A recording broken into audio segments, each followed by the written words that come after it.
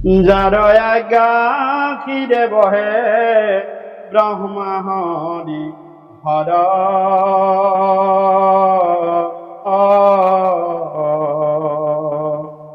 মৎস্য কুৰ্ম আদি অংশ অৱতাৰ যাৰ ঈশ্বৰ কৃষ্ণক কোটি কোটি নমস্কাৰ।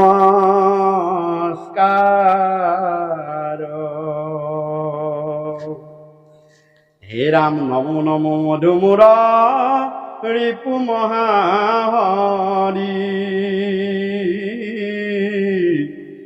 হে ৰামন্তে জুয়ুতময়াতি ওয়ে যাক স্মৰি।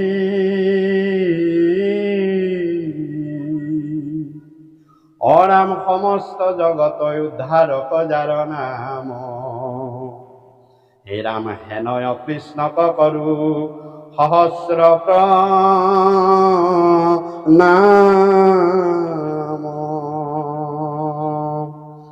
প্ৰভু ভগৱন্ত ভক্তৰ নৱনিধি হৰিক স্মৰণে আৰম্ভৰ হোক সিদ্ধি।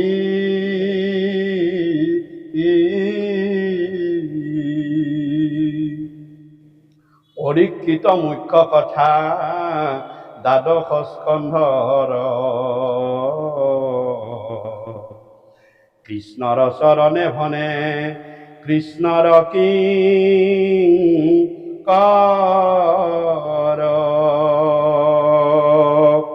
প্ৰথম স্কন্ধৰ পৰা দ্বাদশ পৰ্যন্তে কহিল ৰাজাত মহা মুনীন্দ্ৰ মহন্তে।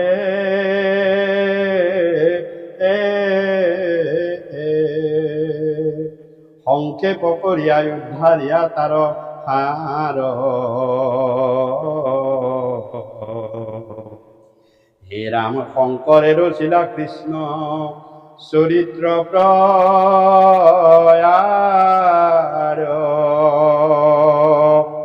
সংক্ষেপ কৰিয়া উদ্ধাৰিয়া তাৰ সাৰ। শংকৰে ৰচিলা কৃষ্ণ চৰিত্ৰ প্ৰয়াৰ।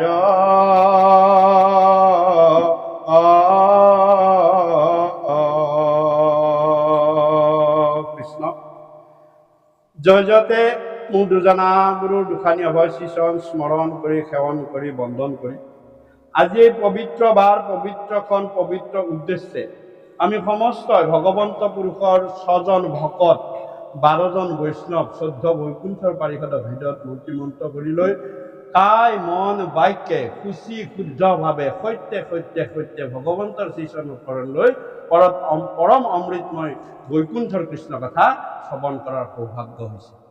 এয়া ভগৱন্তৰ কৃপা। এয়া আমি নিজে কাম কৰিব নোৱাৰো। সকলো কাম তুমি নিজৰ নিজৰ মতে কৰিব পাৰিবা। নিজৰ মতে সময় সুবিধা চাই বিয়াখন পাতিব পাৰিবা। নিজৰ সুবিধা মতে কৰবালৈ যাব পাৰিবা, আহিব পাৰে। কিন্তু কৃষ্ণ কথা শুনিবলৈ ভগৱন্তৰ কৃপা লাগে। ভগৱন্তৰ কৃপা নহলে কলিযুগত কলিয়ে তোমাক 4 প্ৰকাৰে বাধা দিব। 4 প্ৰকাৰ। প্ৰথম তোমাক বাধা দিব শৰীৰেৰে। কলিয়ে শুনিবলৈ মন আছিল, বহিব নোৱাৰো, যাব নোৱাৰো, মই ইমান সময় 3 ঘণ্টা সময় মাটিত কেনেকে বহি থাকিম। তোমাক শৰীৰেৰে কলিয়ে বাধা দিছে। প্ৰথম শৰীৰেৰে বাধা দিব কলিয়ে। তাত যদি তুমি নহয় মই যামেই, ওখত বহিম, চাপৰত বহিম, দূৰত বহিম, ওচৰত বহিম, সেইবিলাক কথা নহয়। মই শুনিবহে লাগে। গতিকে সেইটো প্ৰথম শৰীৰৰ বাধাত যদি ফেইল হ'ল, তাৰপিছত তোমাক মানসিকভাৱে বাধা দিব। সাংসাৰিকভাৱে সংসাৰৰ বেমেজালিটো আনি দিব। এই ঔষধ যায় হে, ভাগৱতলৈ মাতিছিল নহয়, নেলাগে দিয়ক। কিয়? অমুক আহিব নহয়, মোৰ অমুকটো কাম কৰিব আছে নহয়, বজাৰখন কোনে কৰিব? সাংসাৰিকভাৱে তোমাক হয় সংসাৰত তুমি নষ্ট হৈ গলা। কলি ছাকচেছফুল, ভগৱন্ত ফেলে। তাৰপিছত মানসিকভাৱে গ'লে কি হ'ব? মনটোতো ভুচভুচাই থাকিব। এইটো কথালৈ মোৰ চিন্তা হৈ আছে, মনটো নাযাওঁ দে, মানসিকভাৱে তুমি কৰা। কিন্তু ভগৱন্তক অৰ্পণ কৰা, হে প্ৰভু তোমাৰ নাম শুনিবলৈ গৈছো, তোমাৰ কৃষ্ণ কথা জানিবলৈ গৈছো, তুমি যি কৰা কৰিবা, মই আহিলো। কলি হাৰিল, ভগৱন্ত জিকিল। এয়া 3 নম্বৰ মানসিক। তাৰপিছত সামাজিক। মই তাত যামনে অমুকা আহিব নহয়, মই তাত যামনে পিছত বহিব লাগিব নহয়, মই তাত যামনে অমুকে মোক অমুক বুলি ক'ব। সামাজিক, এইটো সামাজিক। এই 4 ধৰণে কলিয়ে আমাক বাধা। কিয়ৰ পৰা? কলি যুগত তেওঁৰ ৰাজত্ব কালত কৃষ্ণ কথাৰ শুনিব কলিয়ে নিদিয়ে। আৰু এই 4টাক দিয়ে পৰাভূত কৰি ভগৱন্তৰ কৃপাৰ পাত্ৰ হ'ব পাৰিলে সি জানিবা নিশ্চয় কলিত কৃতাৰ্থ হ'ল। গতিকে আমি কথাবিলাক চিন্তা নকৰো। কিয়? এই অনাত্মা দেহক কি বুলি ভাবি আছা? আত্মা বুদ্ধি কৰি হৰি হৰি হৰি হৰিয়ে তুমি পৰমাত্মা। কি কৰিলো? ঈশ্বৰে ভৈলো বঞ্চিত। তুমি পৰমাত্মা। হে প্ৰভু, মাধৱ মহাপুৰুষে কৈছে অনাত্মা দেহটোক মই আত্মা বুদ্ধি কৰিছো, আৰু মোৰ দেহটোৰ সুখৰ কাৰণে, দেহটোৰ ঐশ্বৰ্য বিভূতি বা দেহটোৰ মোৰ সম্পদৰ কাৰণে মই তোমাক বাদ দিম। কাৰ কাৰণে? অনাত্মা দেহক আত্মা বুদ্ধি কৰি হৰি হৰি হৰি হৰি তুমি পৰমাত্মা ঈশ্বৰ ভৈলো বঞ্চিত। মনত ৰাখিব। গতিকে এই 4টা প্ৰকাৰে আমাক কলিয়ে বাধা দিয়ে। কোনো কাৰণত কলিক জয়ী হ'ব নিদিব। আৰু মনত ৰাখিব যে কৃষ্ণ কথা শুনিবলৈ নাহিব, কৃষ্ণ কথা শ্ৰৱণ কৰিব আহক। শুনা আৰু শ্ৰৱণৰ মাজত পাৰ্থক্য আছে। আমাৰ বেছিভাগেই 99% শুনেহে। কি কথা? মই কৃষ্ণ কথা শুনিবহে যাওঁ। কিন্তু আমাক ধৰ্মটো কি বুলি কৈছে? শ্ৰৱণ আৰু কীৰ্তন। শ্ৰৱণ কৰিলে 6টা কাম তোমাৰ হ'ব লাগিব। যদি 6টা হোৱা নাই, তুমি শুনিলা। শুনাটো কাৰ কাৰ্য? শুনাটো কাণৰ কাৰ্য, ইন্দ্ৰিয়ৰ কাৰ্য। শুনা, ইখন কাণেৰে শুনিলো, ইখন কাণেৰে ওলাই গ'ল। কিন্তু শ্ৰৱণ ইন্দ্ৰিয়ৰ কাৰ্য নহয়, ইন্দ্ৰিয় ৰহিত কাৰ্য। গতিকে শ্ৰৱণ কৰিব যাও। শ্ৰৱণত 6টা কাম হ'ব লাগিব। তাকহে শ্ৰৱণ বুলি কৈছে। আমাৰ বহুতেও মই কৈছো নহয় 99% শুনিব যায়। শ্ৰৱণ কৰিব হলে প্ৰথম সহ্য কৰিব পাৰিব লাগে। অৰ্থাৎ তুমি দৈহিক দুখ, সামাজিক দুখ, আগত বহিছো পিছত বহিছো, বহিব নহওঁ, গাটো আচুটিকাই, এইবিলাক শ্ৰৱণ সহন নহয়। তুমি সহ্য কৰিব পাৰা নাই। বেছি দেৰি হ'ল, ঘৰলৈ মনত পৰিছে, মই সহ্য কৰিব পৰা নাই। তোমাক কলিৰ পাপে উঠাই পঠাই পেলাব ধৰিছে। তোমাৰ মনটো সহন কৰিব নোৱাৰিলে আপুনি শ্ৰৱণ কৰিব নোৱাৰে। মই আপোনালোকক সহনৰ এটা ভাল উদাহৰণ দিওঁ। সহন কাক কয়? যে এজন মানুহে পায়খানাত বহিলে 5 মিনিটত 2বাৰ উঠা বহা কৰিব লাগে। 5 মিনিট সময় পায়খানাত যদি তেওঁ বহিবলগীয়া হ'ল, মইতো নিজে প্ৰেক্টিকেলি কথা দেই, মই অনুষ্ঠানৰ শেষত মোক নিজে আহি কৰপুতে, আমি অভাজনক এই মানে কৰপুতে জন্মোৱা কথা বোলে, ভাব মই পায়খানাত বহিলে 5 মিনিটহে থাকো, তাতে মই 2বাৰ উঠা বহা কৰিব লাগে। থাকিব নোৱাৰো। আৰু আজি আপোনাৰ ভাগৱত কথা পঢ়িলে 3 ঘণ্টা পঢ়িলে একবাৰো নুঠিলো মই। এটাই মানুহ 3 ঘণ্টা সময় তেওঁ বহি দিলে, 3 ঘণ্টাৰ পিছত আহি মোক কৈছে। আচৰিত কথা। মই বোলো হে বাপ, তাকে কৈছে সহন। দেখিছেনে? তাক সহন বুলি কয়। তাৰমানে তোমাক যেতিয়া পায়খানাত থাকো আমি, আমাৰ কৰ্মেন্দ্ৰিয় বিলাকক মনে চলাই চঞ্চল মনে বহি থাকিব নিদিয়ে। উঠি যা। তুমি তেতিয়া মনৰ আন্দাৰত, মনে যিটো কৈছে, তুমি জাগন সপোন তুমি মনৰ কামতেই কৰিছা। মনত ৰাখি। কিন্তু কৃষ্ণ কথা শুনিব যেতিয়া আহিব, সেইবাৰ পৰমাত্মাই চলায়। এইটো আত্মাই চলালে মনে একো কৰিব নোৱাৰে। মনক তুমি সেইবাৰ আত্মাৰ দ্বাৰা, কাৰণ পৰমাত্মাৰ কথা শুনি আছা। দায়িত্বটো কাৰ? পৰমাত্মাৰ আত্মাই সেইবাৰ তুমি আত্মাৰ কণ্ট্ৰলত আহিছা অৰ্থাৎ তোমাক মনে হিলাব নোৱাৰে তোমাক গতিকে তুমি যেতিয়া মনক কণ্ট্ৰল কৰি ৰাখিছা 3 ঘণ্টা নালাগে 10 ঘণ্টা বহি থাকিব তাৰমানে তোমাৰ ইচ্ছা শক্তি আছে মনে তোমাক ইচ্ছা শক্তি পূৰণ কৰিব নিদিয়ে প্ৰমাণ সেইটোৱে এটা মানুহে গতিকে চাওক তাকে কৈছে সহন সহ্য সহন কৰিব পাৰিব লাগিব মোক আগত বহিব নিদিলে মই উঠি যাম নহ'ব তোমাৰ শ্ৰৱণ নহ'ব সহনৰ পাছত মনন সহন যেতিয়া হ'ল আগত বহিছো পিছত বহিছো কিবা কৰিছো কিবা পাইছো কিবা নাপাইছো তাৰপিছত সেই সহনৰ পিছত তোমাৰ মনন আহিলে অৰ্থাৎ মনটো তোমাৰ আন্দাৰত হৈ গৈছে এইবাৰ মনটো ভগৱন্ত কৃষ্ণৰ আন্দাৰত হৈ গৈছে এইবাৰ মনন আহিলে অৰ্থাৎ মনলৈ কথাবিলাক সোমাই গ'ল মনন অৰ্থাৎ মনত থাকিব লাগিব কথাখিনি মনত ৰাখিব লাগিব কথাবিলাক জানিব লাগিব এইটো মনন আৰু মননৰ পাছত যেতিয়া মনন হৈ গ'ল তাৰপিছত হৈছে ধাৰণ যে কথাখিনি মনত লাগিছে ঠিকেই কিন্তু মই ধৰি ৰাখিব পাৰিব লাগিব হৃদয়ত মোক কি কৰিব লাগিব হৃদয়ত ধৰি ৰাখিব পাৰিব লাগিব তাৰপিছত ধাৰণৰ পিছত বোধন আহিল বোধন সেইটো কৈছে বোধন মানে জ্ঞান মনত ৰাখিব কথাখিনিৰ জ্ঞানটো তোমাৰ ভিতৰলৈ আহিল যে কি কলো জ্ঞান তাৰপিছত শ্ৰৱণ কৰিলে চাওক কিহত আহিলে বোধন জ্ঞান হ'ল আহিলে যিখিনি কথা জানিলা সেইখিনি কথা এতিয়া তুমি ভিতৰত ৰমণ কৰা কথাখিনি কি কৰিব লাগিব ৰমণ কৰিব লাগিব ক'ত যিখিনি কৃষ্ণ কথা শুনিলা সেইখিনি তুমি ভিতৰত ৰমণ কৰা অৰ্থাৎ ৰমা ৰাম কৃষ্ণ ৰাম হৰি হৰি কি কৰিব লাগিছে ও ৰাম তেৰ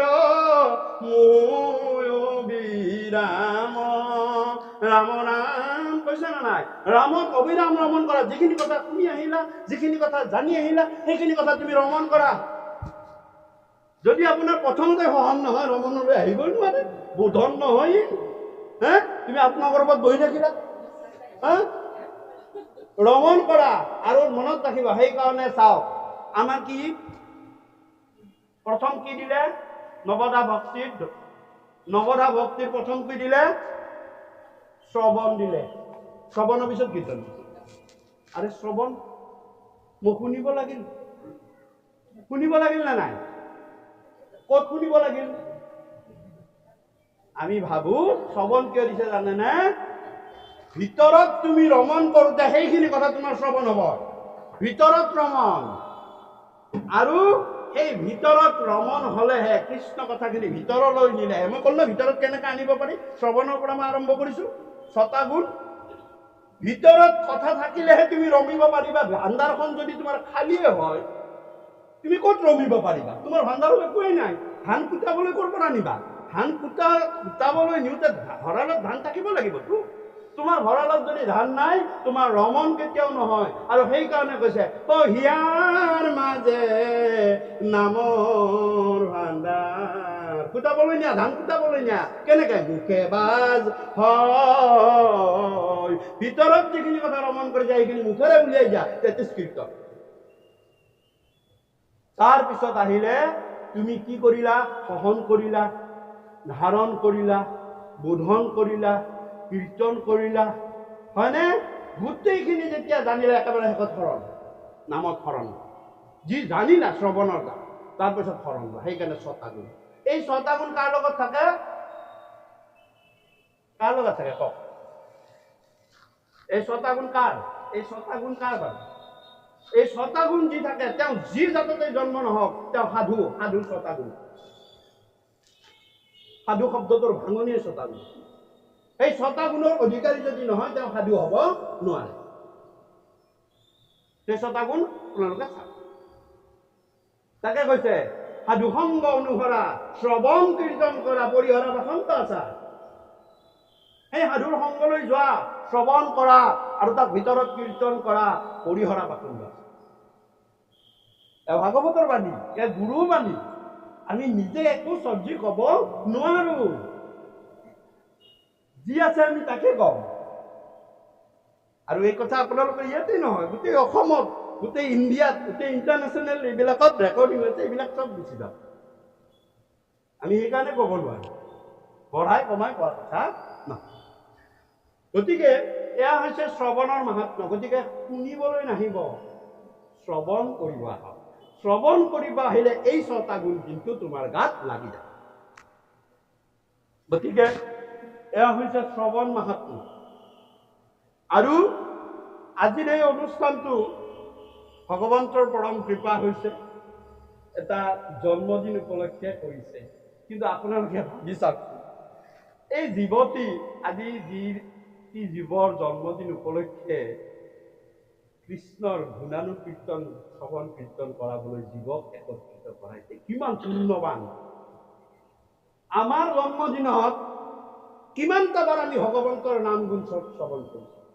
ভগৱন্ত হিচাপ কৰে যে ইহঁতে এই জীৱটোৰ জন্মদিনত কি কৰিছে, তেওঁৰ ছোৱালীজনীৰ গুণগান কৰা নাই, তেওঁৰ দেউতাকৰ মাকৰ গুণগান কৰা নাই, ককাক আইতাকৰ গুণগান কৰা নাই, পূৰ্বপুৰুষৰ গুণগান কৰা নাই, মোৰ গুণগান কৰিছে। যাৰ জন্মত ভগৱন্তৰ নাম গুণানুকীৰ্তনৰ গুণগান হয়, পৰম ঈশ্বৰ পৰম পুৰুষৰ 1 বছৰলৈ দায়িত্ব যে অহা বছৰটো তেওঁ মোৰ গুণানুকীৰ্তন তিনি কৰিব। মই এই জীৱক সুকলমে, সুস্থ শৰীৰ, সুস্থ মন, সুস্থ প্ৰাণে, সবংশে সবান্ধৱে, সকুটুম্বে, সপৰিয়ালে, সপৰিবাৰে, ইষ্ট কুটুম মিত্ৰ বন্ধু সকলোকে ভালে ৰাখিব লাগিব, এয়া মোৰ দায়িত্ব। আৰু সেই জীৱটোৰ লগত সংলগ্নিত সকলোকে, মাক দেউতাকটো বাদেই দিয়ক, মহাপুণ্যৱান জীৱইহে নিজৰ জন্মৰ সময়ত জন্মদিন উপলক্ষে ভগৱন্ত ঈশ্বৰ পুৰুষৰ নাম গুণানুকীৰ্তন কৰাব পাৰে। কিন্তু পশ্চিমীয়া আপোনালোকে কেক কটা অনুষ্ঠানটো লৈ যাওকচোন, হেপী বাৰ্থডে কি বুলি লিখে, কাৰ গুণানুকীৰ্তন কৰিলে, ভগৱন্তৰ কি দায়িত্ব হব? মই এতিয়া কেক কটাৰ কথাটো কম, মই অনুষ্ঠানটোত কৈ দিম। কাৰ কি বুলি লিখে, হেপী বাৰ্থডে অমুকা, হেপী বাৰ্থডে অমুকি, হেপী বাৰ্থডে তমুক। ভগৱন্তকে দায়িত্ব ল'ব। তোৰ জন্মদিনত মোৰ কথা কৈছিল কোৱা নাই, তোৰ কথাহে কৈছিল। গতিকে আমি কি কৰিব লাগে, জন্মদিনত মই এইখিনি কথা মই মাতৃসকল সকলোৱে আছে, মই কৈ দিওঁ, আমি বেলেগ অনুষ্ঠানতো বাহিৰতো কওঁ, জন্মদিনত কেক বনাওঁ, কেক খাওক, সৰু ল'ৰা ছোৱালীয়ে ভাল পোৱা বস্তু খাওক, কিন্তু 2টা কাম নকৰিব দেই, ভুলতো নকৰিব। কিয় নকৰিব মই তাকো কওঁ। সেই 2টা কাম হ'ল, 1 নম্বৰ, কেকটোৰ ওপৰত কোনো ল'ৰা ছোৱালীৰ নাম নিলিখিব, 1 নম্বৰ। কাৰণ আমি কি ধৰ্মৰ অৱলম্বন কৰা লোক, আমি কি ধৰ্মৰ মানুহ, আমাৰ ধৰ্মটো মই এইখিনিও এটা কথা ক্লিয়াৰেঞ্চ কৰি দিওঁ, কথা বতৰাত আমাৰ বহুত কথা, এইবিলাক বেলেগ মানুহৰ লগত আমাৰ কথা বতৰা হৈ থাকে, বাহিৰৰ মানুহো থাকে বাৰু, যে নহওক আমাৰ কিন্তু ধৰ্মটোৰ নাম আমি সেই কৰা মতে আমি কোৱা নহয়, মোৰ কৃপালু গুৰু মাধৱ মহাপুৰুষে কোৱা নহয়, আমাৰ ধৰ্মটোৰ নাম ভাগৱতী বা বৈষ্ণৱী ধৰ্ম নহয়।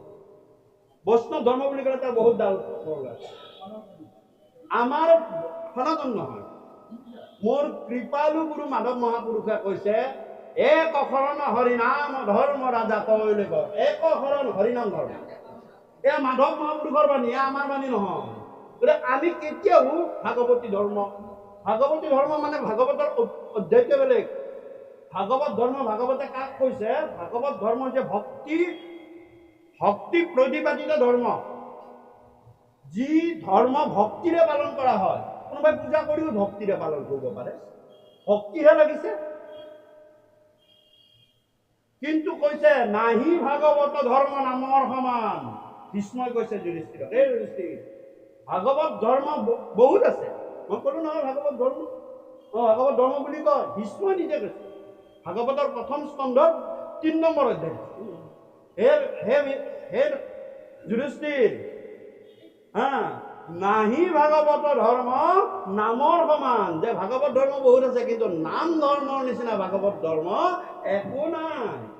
গতিকে আমাক কৃপালুগুৰু মাধৱ মহাপুৰুষে ভতিমাত লিখিছে, আপোনালোকে গায়ে থাকে। কি বুলি গায়? এক শৰণ হৰি নাম ধৰ্ম ৰাজা কৈলি কৰকা। তেওঁৰ ওপৰত আমি একো ক'বই নোৱাৰো। পাৰো নেকি আমি? বহুতেও কয়। গতিকে চাওক, গতিকে কি আমি নাম এক শৰণ নাম ধৰ্ম হৰিনাম ধৰ্মৰ প্ৰৱৰ্তি থকা নামৰ মাহাত্মা আমাতকৈ আৰু কোনেও বেছি বুজি নাপায়। নাম কি বস্তু? গুৰুৱে আমাক নামেই দিয়ে, দিয়ে নে নিদিয়ে? দিয়ে। গুৰুৱে আমাক নামেই দিয়ে। কিন্তু আমি ভাবো ভগৱানৰ নামটোহে নাম, গুৰুৰ নামটোহে নাম। কিন্তু ল'ৰাটোৰ নামতো যে মাহাত্মা আছে, শক্তি আছে, সেই কথা মই উদাহৰণেৰে কওঁ নেকি? ল'ৰাটো বা ছোৱালীজনীৰ নামটোৰ মাহাত্মাক আমি গুৰুত্ব নিদিওঁ, হয়নে? আমি কি গুৰু দিয়া নামকেইটাহে নাম বস্তু বুলি ভাবিছো। ভাগৱতৰ কীৰ্তনত থকা ভগৱন্তৰ নাম গুণানুকীৰ্তনখিনিহে কৃষ্ণ গুণানুকীৰ্তনখিনিহে আমি।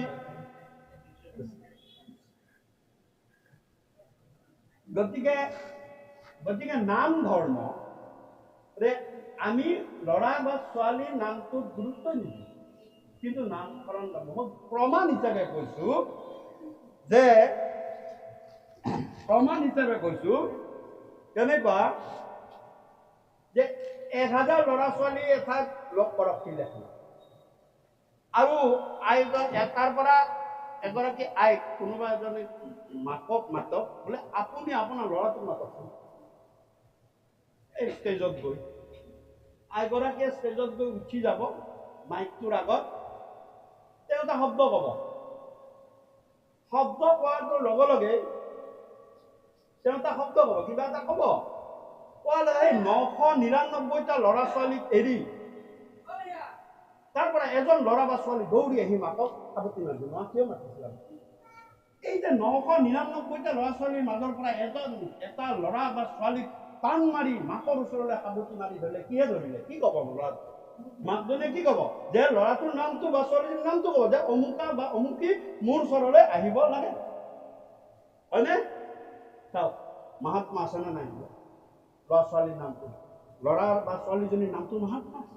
আৰু মাহাত্মা আছে কাৰণে সেই মাহাত্মাই মাকৰ ওচৰলৈ তৎক্ষণাত টান মাৰিব বিচাৰে। সেইকাৰণে নামক তদং বুলি কয়। তদং মানে ওচৰ চপাই অনা। গতিকে কিন্তু আমি সেইটোৱে কি কৰো? জন্মদিনৰ দিনা কেকটোৰ ওপৰত লখি মস্ত চুৰি এখন আনি জ্বলি থকা কেণ্ডেল কেইডাল ফুক মাৰি নুমাই দি, ভাল কাম সদায় পোহৰত হয়, বেয়া কাম আন্ধাৰত হয়। তাক কি কৰে? খণ্ড খণ্ডকৈ কাটি অঙহীয়া বঙহীয়া। এইটো নাম ধৰ্মত প্ৰৱৰ্তি থকা লোকৰ নামৰ মাহাত্ম্য, নামত একশৰণ হৰিনাম ধৰ্মত প্ৰৱৰ্তি থকা লোকৰ জানো কাৰ্য? মই কৈছো তাকে হেপী বাৰ্থডে লিখক, আমাৰ আপত্তি নাই, কেক খাওক, আপত্তি নাই। কিন্তু ল'ৰা বা ছোৱালীজনীৰ নামটো কদাপি কস্মিনকালো আগতে নাজানিছিলে নাই, আমি আমাৰ ফালৰ পৰা আমি জনাখিনি জনালো, বাকী আপোনালোকৰ কথা। আমি তাতে কাকো ভয় ভোজ কৰিব আমাৰ ক্ষমতা। আৰু 2 নম্বৰ কথা, কেতিয়াও ফুক মাৰি ভাল কামত কেণ্ডেল নুমাই। সেয়া কলিক আমন্ত্ৰণ দিয়া কথা হয়। কি কৰিব লাগে? যে আজি 3 বছৰ হ'ল, 3 পোৱা তেল আনো, ডাঙৰ ডাঙৰ 3 গছ মালত চাকি ঘৰৰ দুৱাৰমুখত লগাই থৈ দিওঁ। ৰাতি 2টা বজাতো যদি ৰাস্তাৰে কোনোবা গৈছে, আজি ইমান ধুনীয়াকে বন্তিকি গছ জ্বলি আছে, ইহঁতৰ কি বা ছোৱালীজনীৰ আজি জন্ম। কিন্তু দুৰ্ঘুৰ ভিত পিতিয়া আন্ধাৰ হৈ থাকিব, কোনে কি হৈ আছে কোনে কি নাই ভিতৰত মানে চিঞৰ বাখৰ হ'ব। সেইটো আমাৰ সংস্কৃতি নেকি? কেতিয়াও নহয়। আমাৰ সংস্কৃতি হৈছে আজি যেনে বাপ জনাই কৰিছে। আৰু কৰাৰ ফলত চাওক, মই এইটোৱেই ক'বলৈ গৈছো যে কৰাৰ ফলত কি হৈছে যে অকল সেই হোৱাই নাই, ছোৱালীজনীৰে কুশল নহয়, মাক দেউতাকে কুশল নহয়, বংশ ইষ্ট কুটুম মিত্ৰ বন্ধু বান্ধৱ আত্মীয় স্বজন সমস্তখিনিকে ভগৱন্তৰ কৃপাৰ পাত্ৰ হয়। সকলোকে মধুমতী মায়াৰ পৰা কিছু টান মাৰি আনি কি কৰিছে, আমাক ইয়াতে কৃষ্ণ কথা শুনিবলৈ ভগৱন্তই কৃপা কৰিছে। সেইকাৰণে আমি পৰম সৌভাগ্যশীল জীৱখিনিয়ে এইখিনি সময়ত কৃষ্ণ কথা একান্তে শ্ৰৱণ কৰিব পাৰোঁ। কৃষ্ণ আজি আমি এতিয়া পাঠলৈ যাওঁ। এয়া আমাৰ প্ৰথম উপস্থাপনৰ বিষয়ে আমি চব আলোচনা কৰিম। কৃষ্ণ আজি আমি কুৰুবংশীয় কুলনন্দন ৰজা পৰীক্ষিতৰ জন্মৰ বিষয়ে প্ৰথম স্কন্ধ। কৃষ্ণ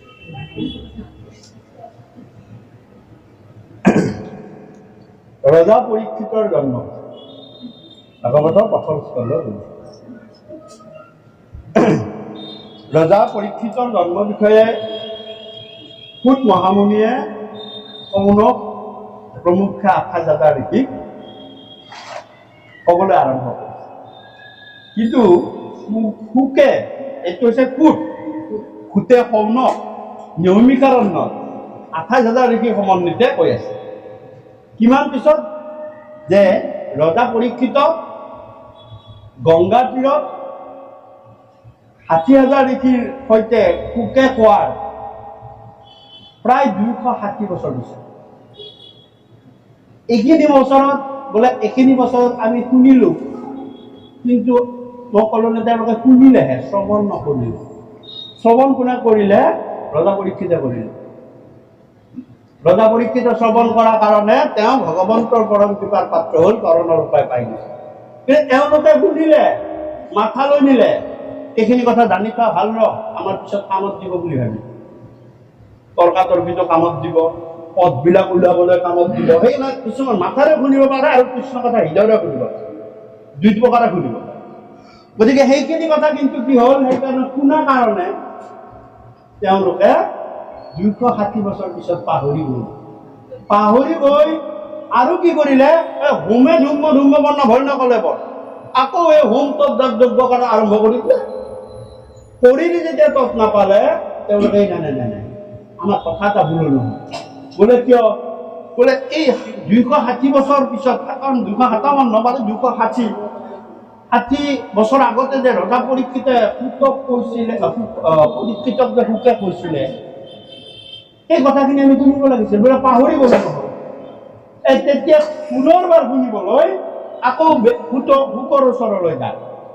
বোলে কোৱাচোন, কোৱা কৃষ্ণ কথা কোৱা।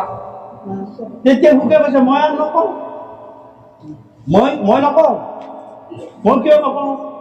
বোলে মোক ভগৱন্ত পুৰুষৰ আদেশ আছে, ৰজা পৰীক্ষিত শুনাবহে কৈছিলে, আৰু ভগৱন্তৰ আদেশ হিচাপে মই ৰজা পৰীক্ষিতক আহি শুনালো আৰু তৰণৰ উপায় দি দিলো। এতিয়া মোৰ এতিয়া আদেশ নাই। বোলে তেতিয়াহ'লে বোলে তোমালোকে যদি শুনিব বিচাৰা, নৈমিষাৰণ্যত আছে কোন? যে সূত মহামুনি, যে সূতৰ ওচৰলৈ যোৱা। মনত ৰাখিবা, তেওঁ কিন্তু অশুনি। এইখিনি কথা কৈ তেওঁ মাজতে এই টিক্সটোত লগাই দিয়ে। আগৰবাৰ শুনিছিলে এওঁলোকে, মাথাৰে শুনি আনিছিলে, এইবাৰ শুনে নে নুশুনিছিলে। আৰু টিক্সটো যেতিয়া লগাইছিলে, এই ৰাস্তাতেই অৰ্থাৎ তেওঁলোকৰ মাজত দুভাগ হৈ গ'ল। কি হ'ল? যে 32,000 ক'লে, এই আমি অকুলিন সূতৰ মুখৰ পৰা কৃষ্ণ কথা, সূতৰ পৰা এই বুলি তেওঁলোক নাহিল। কিন্তু 28,000 অনুপ্ৰমুখে ঋষি 28,000 প্ৰশ্নবা শুনি সূতৰ পৰা কৃষ্ণ কথা শুনিবলৈ আহোঁতে তেতিয়া মুনিক মান্য কৰি অনুষ্ঠান কৰিলে। মুনিক তেতিয়া সৌনক প্ৰমুখে 28,000 ঋষিয়ে আৰু 6টা প্ৰশ্ন বঢ়াই দিলে। 5টা প্ৰশ্ন আছিল সুকে ৰজা পৰীক্ষিতে সুক মুনিক সোধা 5টা প্ৰশ্ন আছে। ভাগৱতৰ প্ৰথম স্কন্ধৰ 2য় স্কন্ধৰ শেষত আছে। কিন্তু এওঁলোকে আৰু 6টা প্ৰশ্ন বঢ়াই দিলে। বোলে হে, তুমি আমাক আৰু এটা কথা কোৱাচোন, এইখিনিতো কবাই বাৰু, বোলে তাৰ লগত তুমি ৰজা পৰীক্ষিতৰ জন্ম কৰ্মৰ কথা কোৱাচোন। এই এটা বঢ়াই দিওঁ, কাৰণ আমিতো তেওঁ কথাটো মানে ভালকে নাজানো, তেওঁ জন্ম কেনেকৈ হ'ল, কোন বংশত আহিলে। আৰু 2 নম্বৰ, ৰজা বোলে একেবাৰে মানে জম্বুদীপৰ প্ৰতি আছিল, কিন্তু সেই ৰজাই ডেকা কালতে 45 বছৰ বয়সতে কিয় অকালতে মৃত্যু ল'বলগীয়া হ'ল? এই 2 নম্বৰ বস্তু দেৱৰো দুৰ্লভ বোলে সুখ মহামুনি। এই সুখ মহামুনি দেৱৰো দুৰ্লভ হৈ তেওঁ কেনেকে লগ পালে? যি দেৱতাও লগ কৰিব নোৱাৰে সুখক, সেই সুখ অময়া সুখ ৰজা পৰীক্ষিতে কি কেনেকে লগ? ৩ নম্বৰ। আৰু সেই ৰজা পৰীক্ষিত যি পাণ্ডুকুল নন্দ, যাক গৰ্ভতে ভগৱন্ত পুৰুষে ৰক্ষা কৰিছে, তেওঁ কেনেকে সৰ্পদংশনত মৃত্যু হ'ব? আৰু তেওঁ এনেদৰে হৰিক স্মৰণ কৰি ভগৱন্তৰ কৃপাৰ পাত্ৰ হ'ল? এই প্ৰশ্নবিলাকৰো উত্তৰ আমাক তুমি। গতিকে যেতিয়া ৰজা পৰীক্ষিতৰ জন্মৰ বিষয়ে ক'বলৈ কেনেদৰে কৈছে? হে ৰাম বদতি শৌনক সুত গুণী সম্ব্ৰত পৰীক্ষিত নিপতিৰ জন্ম কৰ্ম যত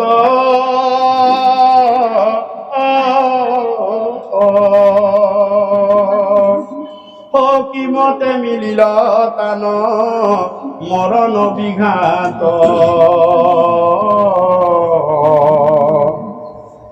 হে ৰাম মৰি পুনগতি পাইলা পহিও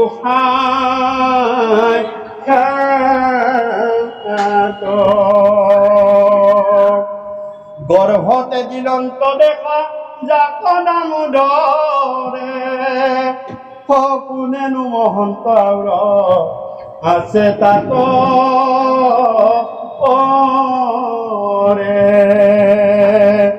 যাক মহাজ্ঞান দান দিলাই আর শিশুকে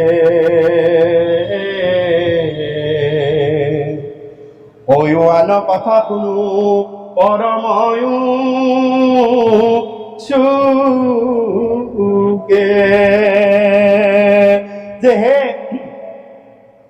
পুত, তুমি অনুগ্ৰহ কৰি ৰজা পৰীক্ষিতৰ জন্ম কৰ্মৰ কথাখিনি আমাক ভালদৰে, আৰু এনেও বিষ্ণু বৈষ্ণৱৰ কথা প্ৰকটিত হয় যথা তাহাক ইখানো গুণ বুলি ভাগৱতৰ সেই এটা গুণ অকল ভাগৱতে ভগৱন্তৰ গুণ দিলাই বৰ্ণনা কৰা নাই। ভগৱন্তৰ যেনেকে কৰিছে ভক্তৰো কৰিছে, দেৱতাৰ যেনেকে কৰিছে অসুৰৰ কথাও তাত আছে, তাত মহা দৈত্যবিলাকৰ কথাও আছে, সাধাৰণ মানুহৰ কথাও আছে, ধনীৰ কথাও আছে, দুখীয়াৰ কথাও আছে, ৰজাৰ কথাও আছে, প্ৰজাৰ কথাও আছে। গতিকে সকলোকে স্থান দিয়াৰ কাৰণে ভাগৱতৰ এটা গুণ স্থান। ইয়াত সকলোৱে স্থান পায়, অকল ভগৱন্তই স্থান পোৱা নাই, ভকতেও স্থান পাইছে, বৈষ্ণৱেও স্থান পাইছে, বিষ্ণুও স্থান পাইছে, শিৱও স্থান পাইছে। শিৱ কথাও ইয়াত আছে চতুৰ্থ স্কন্ধত স্বামী গৃহৰ কথা। গতিকে প্ৰত্যেকেই স্থান পাইছে। এই ৰজা পৰীক্ষিতৰ জন্ম কৰ্মৰ কথা কোৱা, তেওঁৰ কেনেদৰে মৃত্যু হ'ল, এজন মহন্তৰ যাক ভগৱন্ত পুৰুষে গৰ্ভতে দেখা দিছিলে, তেওঁ কিয় ৪৫ বছৰ পিছত দেখা নিদিলে? যাক ভগৱন্ত পুৰুষে গৰ্ভতে দেখা দিছে, উত্তৰৰ গৰ্ভত দেখা দিছে, কিন্তু তাৰ পৰা ৪৫ বছৰ পিছত ৰজাই ব্ৰহ্মসাপ পাইছে তৰুণ কালত। ৪৫ বছৰ কিয় দেখা নিদিলে ভগৱন্ত পুৰুষে? সেইবাৰ আহি চক্ৰসন্ধি মানে অস্বস্থমাৰ ব্ৰহ্মাস্ত্ৰকে ভগৱন্ত পুৰুষে নিবাৰণ কৰি পেলালে, কিন্তু ব্ৰহ্মসাপ ভগৱন্তৰ কাৰণে সৰু কথা। কিয় নকৰিলে? যে সেই মই সেইকাৰণে যাব নোৱাৰো যে মই যুগৰ ধৰ্ম মানিব লাগিব। কিয়? যে ৰজা পৰীক্ষিতৰ জন্মৰ পৰা ৩০ বছৰ পিছত দাপৰ যুগ শেষ হৈ গৈছে। দাপৰ যুগলৈকে দৰ্শন আছিল, ভগৱন্ত পুৰুষে দৰ্শন দিছিল ভকত বৈষ্ণৱ সকলোকে দৰ্শন দিছিল, কিন্তু কলি যুগত কোনো দৰ্শন নাই। মই কি কৰিলে? শ্ৰৱণ আৰু কীৰ্তন। গতিকে মই যাব নোৱাৰো, মই ৰজা পৰীক্ষিতক দেখা দিব নোৱাৰো। দিলো কাৰণ ইতিমধ্যে ১৫ বছৰ আৰু পাৰ হৈ গৈছে কলি যুগ। কিমান বছৰ? ১৫ বছৰ। গতিকে দেখা নিদিলে। বহুতে প্ৰশ্ন কৰে দেখা নিদি ক'লে যে তুমি যোৱা, আৰু সেইকাৰণে আহিয়ে ৰূপে কৈছে যে তোমাৰ বেলেগ বেলেগ কাম নাই। কৈছে বিভিন্ন নানা মুনিয়ে নানা মত দিছে, কোনোবাই হোম কৰিব কৈছে, কোনোবাই তপ কৰিব কৈছে, কোনোবাই যাগ কৰিব কৈছে, কোনোবাই যজ্ঞ কৰিব কৈছে, কোনোবাই বলি বিধান কৰিব কৈছে, কোনোবাই পূজা কৰিব দিছে। তেতিয়া ৰজা পৰীক্ষিতে কৈছে যে নানা মুনিয়ে মোক নানা মত দিছে, মোক এজন এটা মত দিয়ক যিটো মই 7 দিনৰ ভিতৰত কৰিব পাৰো।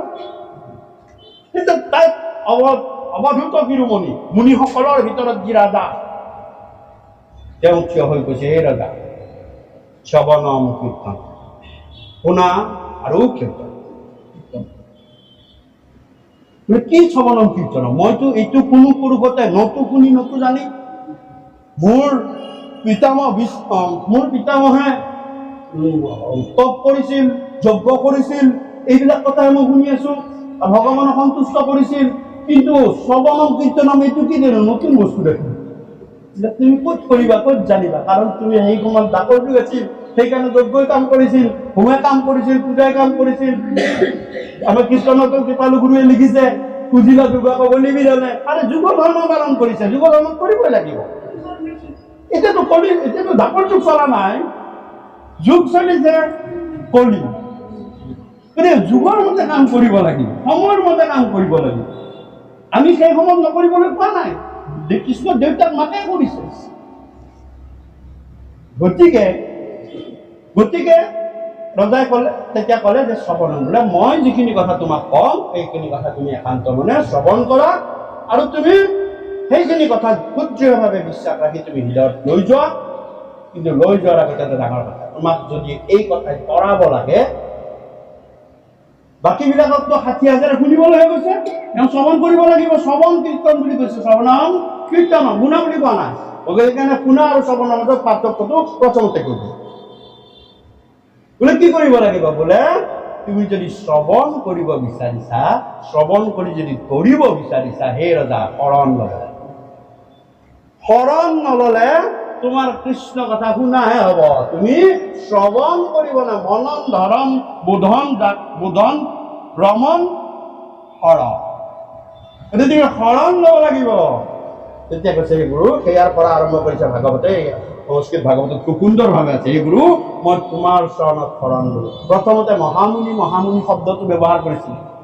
দ্বিতীয় স্কন্ধৰ পৰা যে শৰণৰ কথা আহিলে, কিবা কৃপালু গুৰুৱে দ্বিতীয় স্কন্ধত দিছে, সংস্কৃত ভাগৱতত প্ৰথম স্কন্ধতে আছে, যে তাৰ পৰা তেওঁ আৰম্ভ কৰিলে গুৰু শব্দ আৰম্ভ। তাৰ পৰা গুৰু, হে গুৰু মোক এইটো কওক, হে গুৰু মোক সেইটো কওক। কিন্তু তাৰে আগতে মহামুনি, হে মহামুনি মই কেনেকে কৰিম, হে মহামুনিসকল, হে মুনিসকল। চাওক, এয়া ভগৱন্ত তাৰমানে শৰণ। অপকাৰ ক্ষতি একো নহয়, কিন্তু পাহৰি যাবা কথাবিলাক, মুনিবিলাকে পাহৰিব। আৰু 4 পাত যেতিয়া দি দিলে, ৰজাই সেই 4 পাতকৈ শৰণ ল'লে। শৰণ লৈ একান্ত মনে কৃষ্ণ কথা সুদৃঢ় বিশ্বাসে শুনিবলৈ ধৰিলে। শুনি গুচি গ'ল। কলি যুগত ইয়াত মাহাত্ম্য আছে। আমি প্ৰায়ে কৈছো যে শৰণটো লোৱা, তোমালোকে খোৱা বোৱা সেইবিলাক বাদ দিয়া, কাৰোবাক খুৱাব পাৰিছে নোৱাৰিছে। ভগৱন্তক গুৰু ভকতক এমুঠি অন্ন দিলে তোমাৰ কাৰণে ভাল, আমাৰ কাৰণে ভাল নহয়। ভগৱন্ত বস্তু পাৰিলে, সুবিধা পালে 3টা বস্তু দান কৰিব আছে, সময় সুবিধা পালে। আৰু তাৰ উদাহৰণ আছে, মহাভাৰতত আছে, ভাগৱতত আছে।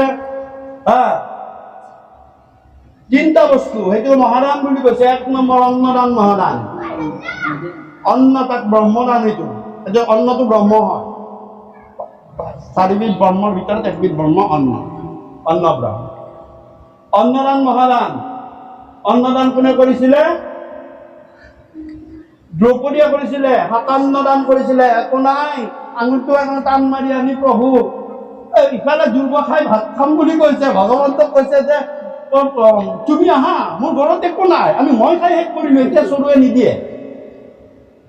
এতিয়া দুৰ্বাসাই দিয়া পাত্ৰটোৱে মোক নিদিয়ে, কাৰণ দুৰ্বাসাই দিছিলে সেইটো পাত্ৰ, যিটো অক্ষয় পাত্ৰ আছিলে। দ্ৰৌপদী নোখোৱালৈকে তাত হাজাৰ মানুহে খাব পাৰে, কিন্তু সেইদিনা দ্ৰৌপদী খাই দিলে। খাই দিওঁতে আহি গ'ল দুৰ্বাসা হাজাৰ পিছলৈ। আহি যাওঁতে কৈ বোলে কিয় বোলে দুপৰীয়া আহিছো, তুমি অন্ন আমাক দিব লাগিব, আমি গা ধুবলৈ যাম নৰ্মদা। দুপৰীয়া কি কৰিব, উপায় নাই, হাতৰে মাতিব ধৰিলে। আহি ডক্টৰকে দেখা দিলে, সেয়া দৰ্শন। এই যে কাতৰা মাতিলে সেইটো দৰ্শন। তেওঁ সেই সত্য যুগত দাপৰ যুগত আছিলে দৰ্শন। আহি দেখালে ভগৱান কি হ'ল, কি হ'ল বোলে ৰবা ৰবা তুমি কি হ'ল পিছত কবা, মই বাৰা ভাত কৈ আছো, মোৰ ভোক লাগিছে, তুমি মোক ভাত খাব লাগিব। কৃষ্ণ উল্টাই কয়, মই বাৰা ভাত মায়ে বাঢ়ি থৈ দিছিলে, মই সেইটো গুচি আছো, তুমি মাতিলা, কিন্তু মই তোমাক মাহি কৈছো মোক কিবা অলপ নহয় কিবা যে ভূতৰ ওপৰত দানৱ। কি বুলি কয়, ভূতৰ ওপৰত দানৱ। তেতিয়া দ্ৰৌপদীয়ে আঙুলিৰ দৰে একোতো নাই, এই তলটোৰ তলৰ ফালে অকণমান অন্ন লাগিছিলে, তাৰ সেই অন্ন কাহিনী প্ৰভু মোৰ একো নাই বোলে। পৰম তৃপ্তিৰে যেতিয়া অনন্ত কোটি ব্ৰহ্মাণ্ডৰ ভগৱন্তই তৃপ্ত হৈ গ'ল, সিফালে পেট ফুলি গ'ল। অৰ্থাৎ গুৰুদেৱ নাম ভকতক যদি তুমি অন্নদান কৰা, তোমাৰ শত্ৰুৰ পেট ফুলিব। তোমাৰ অনিষ্ট তোমাৰ যদি চিন্তা কৰি আছে, তুমি চিন্তা কৰিব নালাগে, কাৰো হৈ ক'ব নালাগে, ভগৱন্তক কৰাব। দ্ৰৌপদীয়ে কোৱা নাই দুৰ্বাসাৰ কিবা হওক বুলি, ভগৱন্তই খাই তৃপ্ত হোৱাৰ লগে লগে 1000 ঋষিৰ পেট ফুলি নদীতে মানে গঙা দি উপঙিবলৈ ধৰিলে। আৰু তেওঁলোকে ক'লে নাই নাই নাই, আমি আৰু দ্ৰৌপদীৰ ওচৰলৈ নাযাওঁ, ভীমে ভুকুৱাই মাৰিব আমাক, খাব দিবলৈ নোৱাৰিলে। গতিকে আমি বাহিৰে বাহিৰে বাহিৰে পলাই যাওঁ। অন্নদান মহাদান, অন্ন বুলি। গতিকে এয়া হৈছে মহাদান। য'তে যেনেকে সুবিধা পায় যেনেকে পায় দান কৰাটো, অন্নদান কৰিলে ভগৱন্তই কেতিয়াও তোমাক অন্নৰ বিপদত তোমাক। 2 নম্বৰে বস্ত্ৰদান। বস্ত্ৰদান য'তে যেনেকে নোহোৱা হওক, ভগৱন্ত পুৰুষৰ কৃপা হওক, বস্ত্ৰদান কৰিব। বস্ত্ৰদান মহাদান। দ্ৰৌপদীয়ে বস্ত্ৰদান কৰিছিল সুদৰ্শন চক্ৰ কাটি দিওঁতে, যেতিয়া শিশুপালক আৰু নিজৰ চাদৰখন ফালি ইয়াতে মেৰাই দিছিল। ভগৱন্ত পুৰুষৰ সেইটো দিন থাকি গ'ল। আৰু যিদিনাই দ্ৰৌপদী মহাবিপদত পৰিলে, বস্ত্ৰ হৰণ কৰিব ল'লে, ভগৱন্ত পুৰুষে সেইদিনাই তেওঁ অনন্ত ব্ৰহ্মাণ্ডৰ মালিক, তেওঁ বস্ত্ৰদান দিলে। যা 60,000 ঋষিৰ 60,000 হাতীৰ যাৰ বল আছে, সেই দুটাখনে টানি টানি টানিও দ্ৰৌপদীক বিভস্ত কৰিব নোৱাৰে। অকমান বস্ত্ৰদান দিয়া কাৰণে, সেইকাৰণে সুবিধা পালে গুৰু ভকতক বস্ত্ৰদান কৰিব। ভগৱন্ত পুৰুষৰ হিচাপ থাকে, এই বস্ত্ৰদান কৰিছিলে, মই ইয়াক বিবস্ত্ৰ নকৰোঁ। জলদান মহাদান, মনত ৰাখিব জল। কাৰণ জলদান কি জানে নাই? অন্নত কি গ'ল? অন্নত নিবাস কৰে লক্ষ্মী, নাৰায়ণ লাগিব লগত। জল ৰূপে নাৰায়ণ, মনত ৰাখিব, জল ৰূপে নাৰায়ণ। গতিকে অন্নটো থাকিলেই নহ'ব, জল নহ'লে তাত সিদ্ধ নহয়। লক্ষ্মীৰ লগত নাৰায়ণ লাগিবই। গতিকে চাওক, জলদান মহাদান।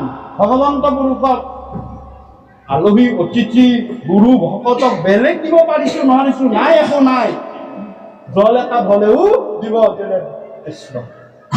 সেইকাৰণে আমাৰ ইয়াত খুব কম, কিন্তু আপাৰ আসামত মই 20-25 বছৰ থাকি আহিছো। তাৰ মনত ৰাখিব, প্ৰথম যেতিয়া কোনোবা আলহী ঘৰত যায়, প্ৰথম খালী হাতে কেতিয়াও নাহে, এগিলাচ পানীৰ লগতে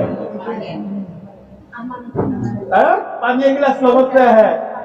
আলহী ক'ৰ পৰা বা আহিছে, বচন এইটো, আলহী ক'ৰ পৰা বা আহিছে, পানী গিলাচ দিয়ে হয়। গতিকে চাওক, গতিকে মনত ৰাখিব, জলদান মহাদান। জলদান কোনে কৰিছিলে? জলদান কৰিছিলে বিপ্ৰ দামোদৰ পত্নী উকিলাই। আৰু ভগৱন্ত পুৰুষে আহি সুধিছে, ক্ষুধিতম তৃষ্ণম পীড়িতম ভিক্ষাম দেহি দুপৰীয়া সময়।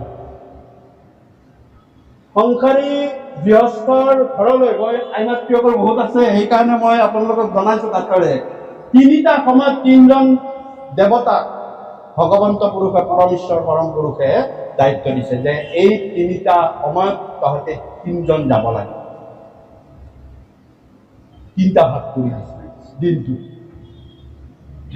ৰাতিপুৱাৰ ভাগটো ব্ৰহ্মাক দিছে, হে ব্ৰহ্মা, সকলো জীৱৰ তুমি ক'ব এই মৰতত মই য'ত উপজিছো তাক দিছে ব্ৰহ্মা। সেইকাৰণে একদম ৰাতিপুৱাটো কি বুলি কয়? ব্ৰহ্মপুৱা। আমাৰ বঢ়েই পুৱা বুলি কওঁ, কওঁনে? আমাৰ বঢ়েই পুৱা, বঢ়েই নহয়, ব্ৰহ্মপুৱা। আৰু ব্ৰহ্মাৰ দায়িত্ব চাহ কোনোবা আলহী আহিছে যে পানী এগিলাচ অলপ দিব, বঢ়েই পুৱাই আহিলে কালি উঠে যাব নালাগে। চাহকাপ নাই যদি বোলে পানী এগিলাচ হ'লেও মই চৰিত্ৰৰ হাতে দিম মই খালী কথা নকওঁ। ভগৱন্তই দায়িত্ব হ'ব। এইবিলাক পদ্ম পুৰাণত আছে, বিষ্ণু পুৰাণত আছে, আপোনালোকে কল্কি পুৰাণ পৰ্যন্ত এইবিলাক কথা আলোচনা। ভাগৱত পুৰাণটো বেলেগেই কথা। চাওক, ব্ৰহ্মপুৰা বুলি কওঁ আমি, মুখত আছে, আমি কথাটো ভাবি নাচাওঁ ন, অকণমান ভাবিছেনে ওলাই।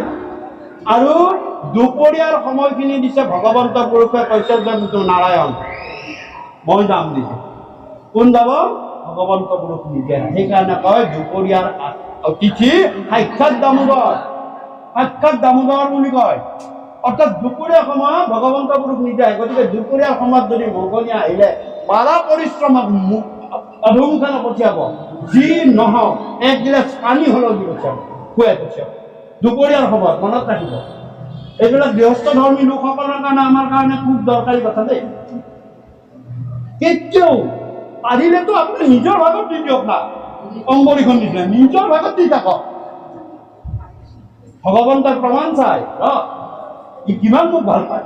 মই যাওঁচোন, মইতো সাজি কাচি ধুনীয়াকে বাংশীটো লৈ সাজি কাচি কিৰিটি লৈ গ'লেতো মোক দিবই। পদূলিৰ মাতি নিব, নিনিলেও টানি নিব। কিন্তু মই সেনেকৈতো নাযাম। মই যেনেকে যাম, যেনেকে মোৰ সখীৰ ঘৰত মই গৈছিলোঁ। কোন সখী? খাইবে খুন কিবা এটা নাহিকে একোটা বস্ত্ৰহীন শৰীৰত দুপৰীয়া গৈ সুধিছে, সুধিতম তৃষ্ণম পীড়িতম ভিক্ষাম দেহি ভিক্ষাম দেহি। সুশীলা খুব উঠকে গৈ চাইছে, খুব কণ এটা নাই। বিপ্ৰ দামোদৰ সুদামা মাগিবলৈ গৈছেহে, গতিকে তেওঁৰ ঘৰত একো নাই। ভগৱন্ত কৈছে সেইখিনি তালৈ চাই আছে, মই এনেকুৱা সময়ত যাম তোৰ ঘৰত যদি একো নাথাকে, তেতিয়া তই মোক কেনেকুৱা সন্তুষ্ট। তাতো বহুত কথা আছে, তত্ত্বলৈ মই সিফালে নাযাওঁ, সেই মুচিৰ কথাটো লৈ নাযাওঁ, কিন্তু মই চমুকে এইখিনি কৰোঁ। গতিকে তেতিয়া কি কৰিছিলে? চাইছে একো নাই, কি হব? এই গৈ গৈ গৈ পানী কলহটোৰ তলত একগিলাচ পানী পালে, এগিলাচ পানী পালে। তাকে পাত্ৰটোত লৈ মাটি গিলাচ এটাত লৈ সৰবৰকে পুৰণিখন তললৈ আহি ওপৰৰ পৰা কৈছে, এতিয়া তেওঁ দুটা শব্দ কৈছে, ক্ষুধিতম, ক্ষুধিতম মানে ভোক লাগিছে, তৃষ্ণম পীড়িতম মোৰ পিয়াহো লাগিছে। তেওঁতো দুটা বস্তু বিচাৰিছে, ভোকো লাগিছে পিয়াহো লাগিছে, মোক দুটা বস্তু বিচাৰিছে, কিন্তু মইতো এটাহে দিব পাৰিম। ভোকটোতো তেওঁ বিচাৰিব নোৱাৰিম। কি বুলি ক'লে? হে বিপ্ৰবৰ, হে সন্ন্যাসম, তৃষ্ণাম নিপীড়িতম তৃষ্ণাম নিপীড়িতম।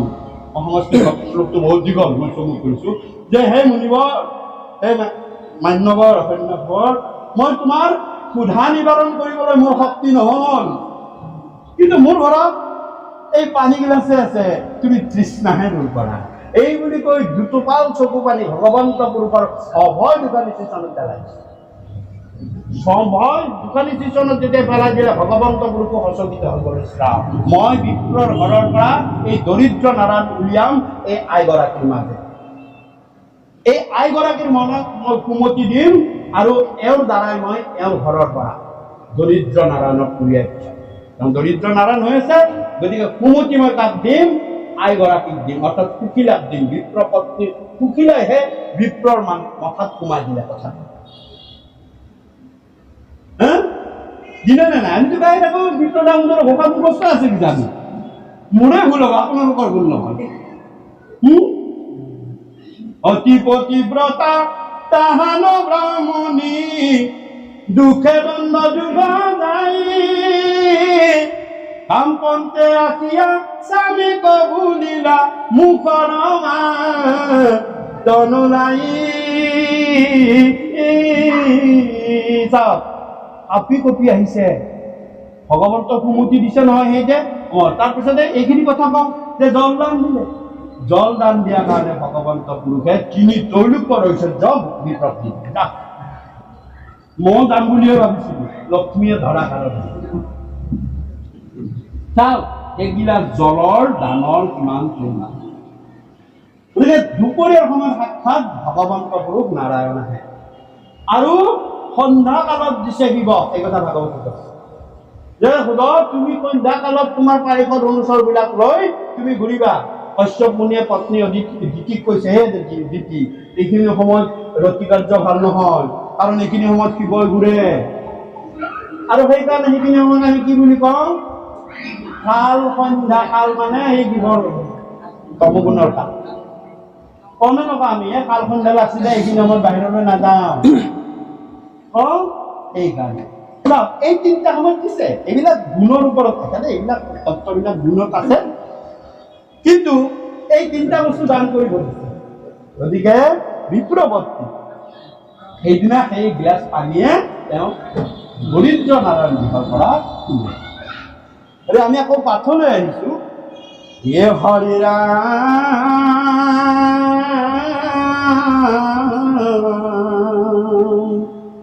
হে নিগদতি কুত শুনা শোন উত্তৰ অদেখিলা কৃষ্ণ শিশু গৰ্ভৰ ভিতৰ হৈলয় অন্তৰ ধ্যান ৰূপ কৰিয়া প্ৰকাশ হে ৰাম হৈলা গৰ্ভ ৰাখি পাছে পূৰ্ণ দশ মাস অনন্তৰে আকি শুভ মংগল বেলা হে ৰাম পাণ্ডৱৰ বংশধৰ পুত্ৰ হৈলা জাত। তেতিয়া ক'লে যে হে মুনিসকল, দ্বাপৰ যুগতেই উত্তৰাৰ গৰ্ভত ৰজা পৰীক্ষিতক ভগৱন্ত পুৰুষে দেখা দিছিল, আৰু মৰা মৃত শিশু মৰিছিলেই ব্ৰহ্মশৰত, কিন্তু ভগৱন্তই অমৃত নয়নেৰে চাই দিছিল। গতিকে ভগৱন্তৰ অমৃত নয়নেৰে দৃষ্টি আৰু ভগৱন্তৰ অমৃত পৰশ, ভগৱন্তৰ অমৃত নয়নৰ দৃষ্টি, এইবিলাক পাবৰ কাৰণে আমি ভগৱন্তৰ কৃপাৰ পাত্ৰ হ'ব লাগিব। ভগৱন্ত পুৰুষে অমৃত দৃষ্টিৰে চাই কি কৰিছিল, মৃত গৰ্ভত মৰিছিলে ব্ৰহ্মাস্ত্ৰৰ অগ্নি লাগি ৰজা পৰীক্ষিত, তেওঁৰ প্ৰাণ গুচি গৈছিল, কিন্তু অমৃত দৃষ্টিৰে এবাৰ চাই দিয়াৰ লগে লগে পুনৰ জীয়াই দিছিল। সৰসজ্জত পৰি আছে, গোটেই শৰৰ দেহটোৱে বিন্ধিছে, হাড় আৰু ছালৰ মাজত কিবাকে জীৱটো ৰৈ ৰৈ ৰৈ ভীষ্ম 1 মাহতকৈ বেছি 42 দিনমান পৰি আছে। ভগৱন্ত পুৰুষে সপাণ্ডৱে কুন্তী সত্যৱতীকে আদি কৰি নাৰীসকলক লৈ বোলে পিতামহ ভীষ্মৰ ওচৰলৈ যাওঁ, গৈয়ে দেখিছে ভীষ্মৰ অৱস্থাটো একেবাৰে বেয়া। দ্ৰৌপদী কুন্তী সত্যৱতীয়ে কান্দিব ধৰিলে, পঞ্চ পাণ্ডৱৰ চকু অৱস্থা নাই। ৰাম এনেকুৱা গছগছীয়া ওখ পাখ মানুহ এটা, যিফালে গ'লে ধুমুহা যোৱা দিয়ে, সেইজনৰ আজি হাড়ে চালে লাগি কি অৱস্থা হৈ এনেকে পৰি আছে ৰ'দে বৰষুণ, কান্দিবলৈ ধৰোঁতে ভগৱন্ত পুৰুষে ভাবিছে হয়ো ভীষ্মই কিবা ক'ব বিচাৰিছে, কৰ সময়ৰ ফল কিন্তু আমিও পাৰি মাৰিব নাভাবিব যে ভীষ্মৰ চৰিত্ৰটোৱে তাতে ইতিহাসে কৈ শেষ কৰি ধৰিছে। সময় সকলোৰ কাৰণে সময়ৰ খৰচ কৰিবই লাগিব, সময় খৰ মাৰিবই তোমাক, তুমিও সত্যাগত ভীষ্মৰ নিচিনা কৰি থাকিব লাগিব। ভীষ্মইতো 42 দিন আছিল, আমি বা কিমান বছৰ, কেতিয়ানো ভগৱন্তৰ সেই দৰ্শন পাম। সেইকাৰণে চাওক আপোনালোকে, মই আজি আলোচনাতে চমুকে কৈ থৈছোঁ, মই গধূলি এইখিনি কথা লৈ আকৌ আলোচনা আছে 1.5 ঘণ্টা হোৱাটছআপটো। গতিকে মই আৰু এটা কথা কওঁ, আমি এজন বৈকুণ্ঠগামী স্বৰ্গগামী হ'লে কি কৰোঁ? শোক দিৱস পাতোনে? আমি সেইদিনা শোক দিৱস বুলি কওঁ, হয় নে নহয়? আৰু যেতিয়া জন্মদিনটোক আমি জয়ন্তী বুলি কওঁ বা উৎসৱ বুলি কওঁ, হয় নে নহয়? কিন্তু আটাইতকৈ ডাঙৰ কথা, ভাগৱতে ভীষ্মৰ বৈকুণ্ঠ পাণ্ডৱ যিটো উৎসৱ বুলি কৈছে। গতিকে কৈছে ভাগৱতে যে মৃত্যুটো উৎসৱলৈ পৰিৱৰ্তন কৰা, ভীষ্মৰ নিচিনা। সেইকাৰণে ভাগৱতত বৰ্ণনা কি বুলি আছে? ভীষ্মৰ মুখোৎসৱ। হৰি কুৱেশ্যন সেইটোৱে যে ভীষ্মৰ মুখ উৎসৱ উৎসৱ উৎসৱ মানে আনন্দ। পিতামহ ভীষ্ম কিমান বছৰ ঋষ্যমৃত্যু, সেই ভীষ্মৰ যেতিয়া বৈকুণ্ঠ কান্দি আছে ওচৰত, কিন্তু ভাগৱতে বৰ্ণনা কৰিছে মুকুৎসৱ। কিয়? এই কুৱেশ্যনটো আমি আজি উত্থাপন দিছোঁ, আগৰ খণ্ডত আমি পাঠত দিছিলোঁ, আৰু এইবাৰ আজি লিখিম প্ৰশ্নৰ উত্তৰটো দিয়া কৃষ্ণ। গতিকে চাওঁ, এয়া হ'ল আমাৰ কথা হ'ল যে ভগৱন্তৰ ঈশ্বৰ স্বৰূপ কৃপা ভগৱন্তই যেতিয়া দেখিলে ভীষ্মৰ বহুত কষ্ট হয়, তেতিয়া তেওঁ অমৃত দৰ্শন কৰিলে। অৰ্থাৎ কি কৰিলে যে মূৰৰ পৰা ভৰিলৈকে এবাৰ অমৃত দৰ্শনেৰে চাই দিওঁতে ভীষ্মৰ গোটেই শৰীৰৰ বিষবিলাক, পৰৰ বিষবিলাক নাইকিয়া হৈ গৈ তেওঁ দেখিলে ভাত মুখ দেখোন অলপ দাঙিব পাৰিছো, ইমান দিনটো পৰা নাছিলো।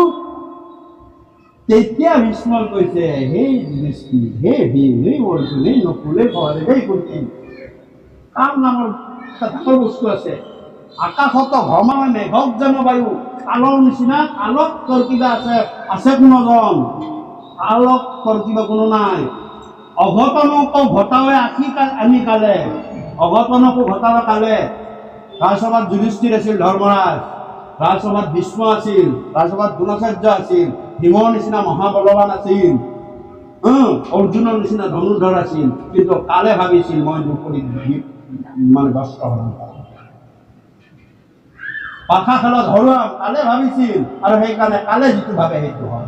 আৰু সেই যুধিষ্ঠিৰ চিনাইবে লাগিলা ভীষ্মে মেলিয়া আঙুলি, এহেন দেখে ঈশ্বৰ আংকে কালো সম্প্ৰতি হৈ আছে দৈৱকীখন। ভীষ্মৰ নিজৰ মুখৰ কথা, এই যুধিষ্ঠিৰ কাল বুলি যে মই কলো এওঁৱেই, ঈশ্বৰ বুলি যে কলো এওঁৱেই, সম্প্ৰতিয়ে দৈৱকীত তনয় হৈ আছে, এওঁৰ মতে ৰাজ্য চলোৱা, এওঁৰ মতে কথা কৰা।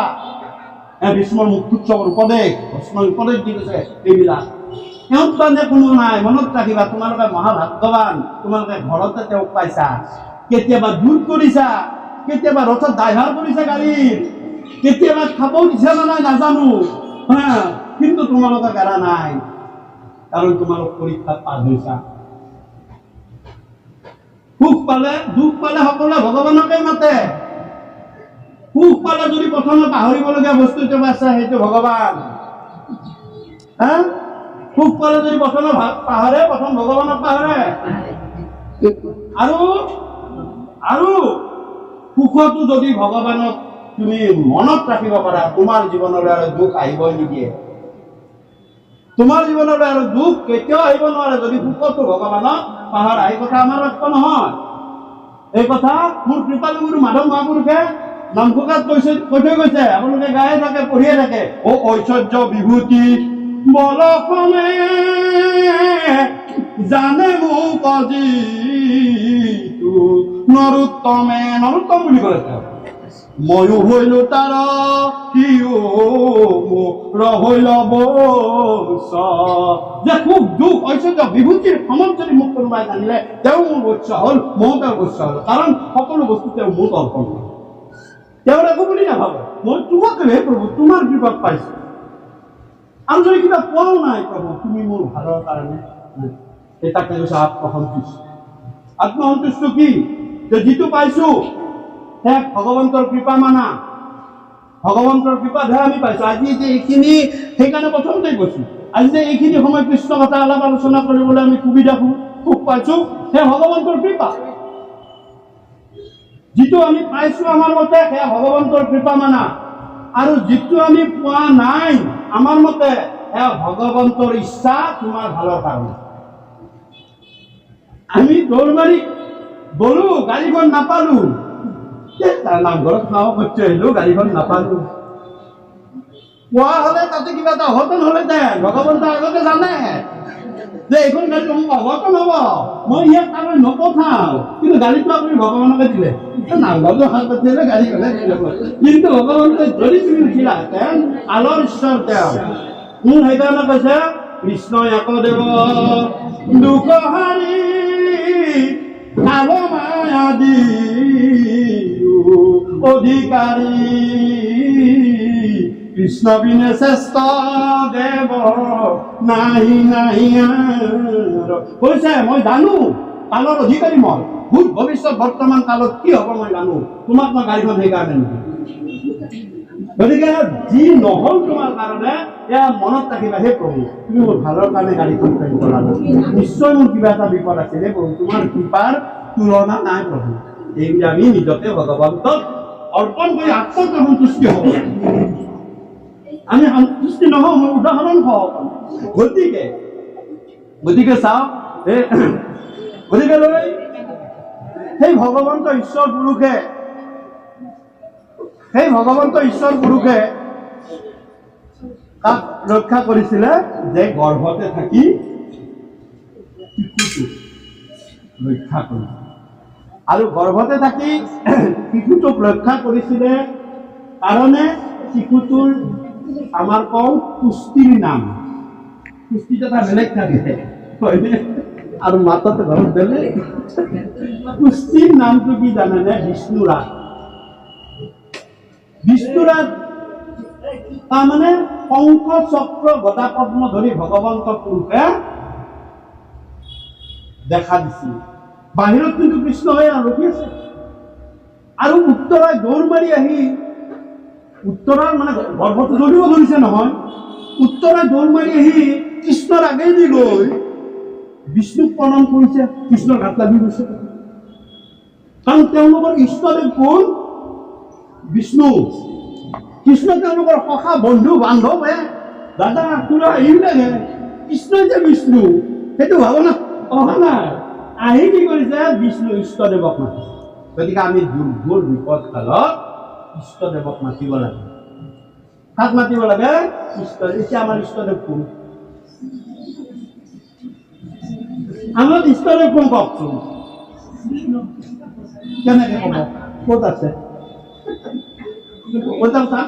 আপুনি ক'লে মোক বাৰু বাহিৰত শুনিব আপুনি ক'লে ক'ত পালে আপুনি আমাৰ মতে কৈছে আমি আমাৰ মতে নকওঁ আমি কওঁ গুৰু দুজনৰ মতে আমি এটা শব্দও আমি আমাৰ মতে নকওঁ আৰু বস্তু নোপোৱালে আমি একো নকওঁ প্ৰমাণ থাকিব লাগিব মানে এই কথাবিলাক ইয়াত নাথাকে মই ক'লো নহয় শুৱালকুছিত নাথাকে অসমত নাথাকে ভাৰতত নাথাকে ইণ্টাৰনেশ্যনেল হৈ যায় মানে বিহুটো গুচি যায় আমাৰ ইষ্টদেৱ আমাক এতিয়া কথা ইষ্টদেৱ কাক হয় সেইটো জানো ইষ্টদেৱ কাক সেইটো জানিব লাগিব নহয় যে ইষ্টদেৱ তাকে কয় যে গুৰুৱে তোমাক যিজন দেৱতাক দেখাই দিছে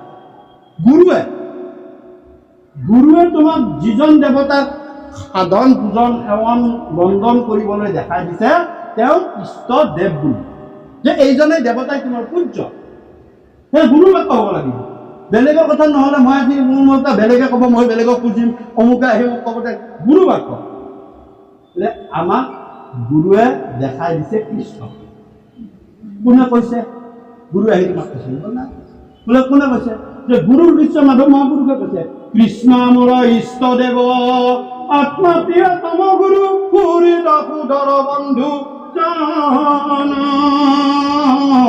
কৃষ্ণ মোৰ গতি গতি কৃষ্ণ ভকতি ৰতি কৃষ্ণ পাৱে নিমলোক মন গতিকে কৃষ্ণ আমাৰ ইষ্টদেৱ মাধৱ মহাপুৰুষে কৈছে মাধৱ মহাপুৰুষক গুৰুই কৈছে গুৰু পৰম্পৰাৰ পৰা আমাৰ আমি কোনো ইষ্টদেৱক আমি বেলেগ মানিব দৰকাৰ নাই বিষ্ণু নহয় আমাৰ কাৰণ গুৰুৱে বিষ্ণু বুলি ক'লেহেঁতেন আমাক ক'লে কি কৃষ্ণ মোৰ ইষ্টদেৱ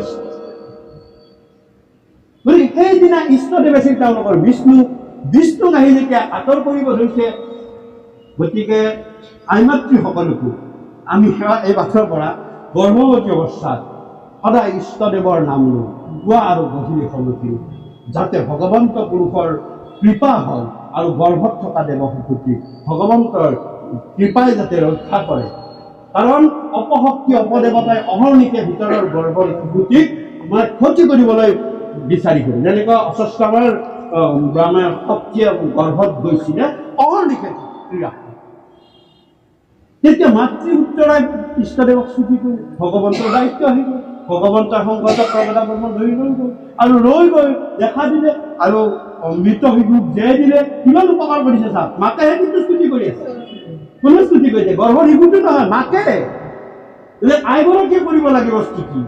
জীৱন আগত কিবা এটা অসুবিধা দেখিলেই, হে প্ৰভু মোক ৰক্ষা, উপকাৰ সেইবিলাক ভগৱন্তই কৰাব। উন্নতি সুখ জ্ঞান দিব, সকলোকে মিলাব, বৈদ্য আনিও মিলাব, সকলো মিলাব। গতিকে ঈশ্বৰক স্মৰণ কৰোঁতে দেখা দিলে শংখ চক্ৰ গদা পদ্ম বিষ্ণু। আৰু বিষ্ণুৱে যেতিয়া উদ্ধাৰ কৰিলে, তেওঁৰ নামটো পুষ্টিৰ নামটো হ'ল বিষ্ণু ৰাত। বিষ্ণু ৰাত, ৰাত মানে উদ্ধাৰ। বিষ্ণুৱে গৰ্ভতে উদ্ধাৰ কৰাৰ কাৰণে ৰজা পৰীক্ষিতৰ নামটো হ'ল বিষ্ণু ৰাত। গণি পিৰি চাই বোলে এওঁৰ নামটো বিষ্ণু ৰাত। কিন্তু গৰ্ভতে দেখা শিশুটোৱে অকণমান সময়ৰ কাৰণে ভগৱন্তক দেখিলে আকৌ নাইকিয়া হৈ গ'ল। জন্ম পোৱাৰ পাছত তেওঁ সকলোকে পৰীক্ষা কৰি থকা হ'ল।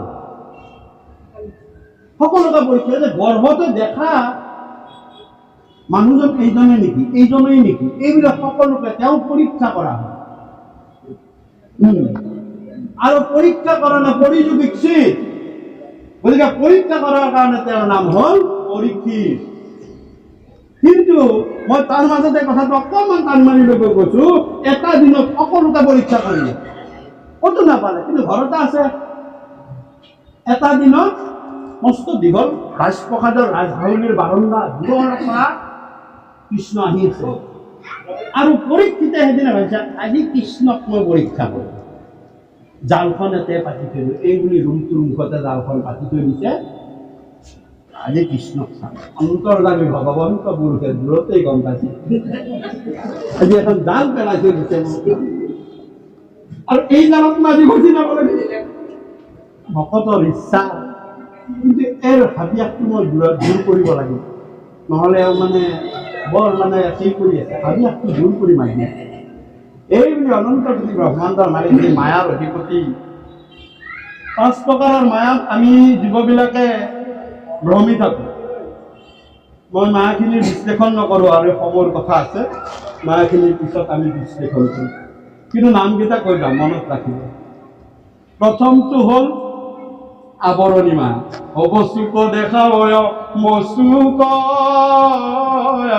আৱৰি, সেহিতে মোহৰ মায়া জানানি চাকৰি। এইটো অবস্তুত দেখা হ'ল। আমাৰ শৰীৰটোকে অনাত্মা দেখাক আমি আত্মা বুদ্ধি কৰা নাই জানো, অলপ আগতে ক'লো নহয়। এইটো অবস্তুত দেখা হয় বস্তু খাবলৈ। মই বুলিলে আমাৰ বাহিৰত পকাই চিনি পাম, যিটো এৰি থৈ যাব লাগিব, কিন্তু ভিতৰততো মই বুলি চিনি নাপাম। এইটোকে অবস্তুত দেখাৰ বস্তু, সেইটো আৱৰণী মায়া, 1 নম্বৰ। 2 নম্বৰ বিক্ষেপণ মায়া। ভগৱন্ত পুৰুষে ভকত আৰু বৈষ্ণৱক বিক্ষেপণ মায়া মাৰি দিয়ে, যাকে তাকে নামাৰে। আৰু মায়া যেতিয়া মাৰি দিব নহয়, তেতিয়া ভকত আৰু বৈষ্ণৱত অধামধা পায়। একবাৰ হৰক মাৰি দিলে, হৰক কৈছিল মই মায়াক জিনি আছো, মোক একো কৰিব নোৱাৰে। ভগৱন্তকে সেই হ'ল, বাহাদুৰি নকৰিবা, মোৰ মায়া বৰ বেলেগ বস্তু, তুমি কি মায়াৰ কথা কৈছা হে? মই জিনি আছো মদনৰ তাত শংকা নাই, মই মদনত জিনি আছো, তুমি কি কৰিবা? বোলে সঁচাই, বোলে সঁচাই, মায়া মাৰি দিওঁ, বিক্ষেপণ নাই মাৰি দিওঁ। মই টিভি মই দেখি গ'ল, দেখিছে আপোনালোকে হৰমোহনৰ কথা আমি নকওঁ আৰু কৰিয়ে থাকে আপোনালোক, গতিকে চাওক এইটো বিক্ষেপণ নাই মাৰি দিলে। এবাৰ ব্ৰহ্মাক একদিনা দেৱগণে ব্ৰহ্মাক বুলিলে, একদিনা দেৱগণে ভগৱান বুলিলে যে ব্ৰহ্মা সুধিছে দেৱতা পিতামহ, কৃষ্ণ আৰু বলভদ্ৰ ভগৱান নে ঈশ্বৰ নে?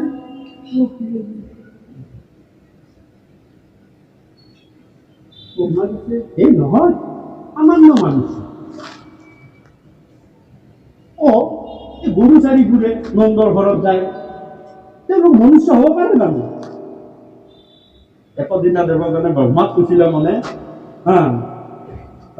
কৃষ্ণ আৰু ঈশ্বৰ মনুষ্য হয়, তেতিয়া মানে ব্ৰহ্মাই গৰ্ব কৰি গ'লে ঈশ্বৰ নহয়, সামান্য মনুষ্য।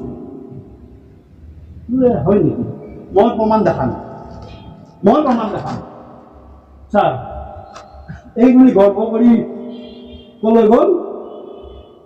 গৰ্ব কৰি ব্ৰহ্মা বৃন্দাবনলৈ গ'ল। গৈ কি কৰে মানে গুৰক্ষবিলাক আৰু বাছৰুবিলাক চুৰ কৰি নি শিলাৰে ঢাকি থৈ দিয়ে। গুৰক্ষ বাছৰু হ'ব শিলাৰে ঢাকি, আৰু গাইবিলাক এৰি দিলে।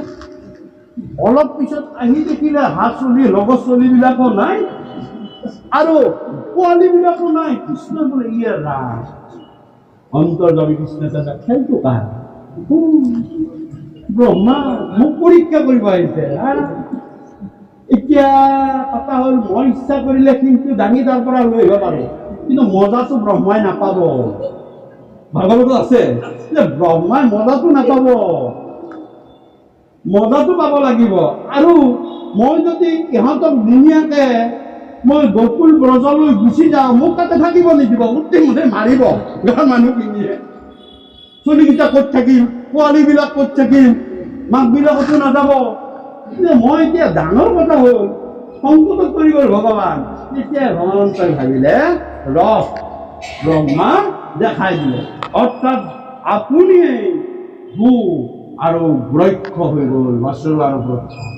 নিজে নিজে হৈ যেতিয়া হৈছে, বকুল বাকী একেবাৰে আচৰিত, বকুল বাকী একেবাৰে আচৰিত। কিমান ধুনীয়া ধুনীয়া লাগিছে ল'ৰাবিলাকক, নিজৰ পুতেকক কিমান ভাল লাগিছে। সোনকালে দেখোন কৃষ্ণ গাই ভাল লাগে, আজি দেখোন মোৰ ল'ৰাটোহে বেছি ভাল লাগিছে।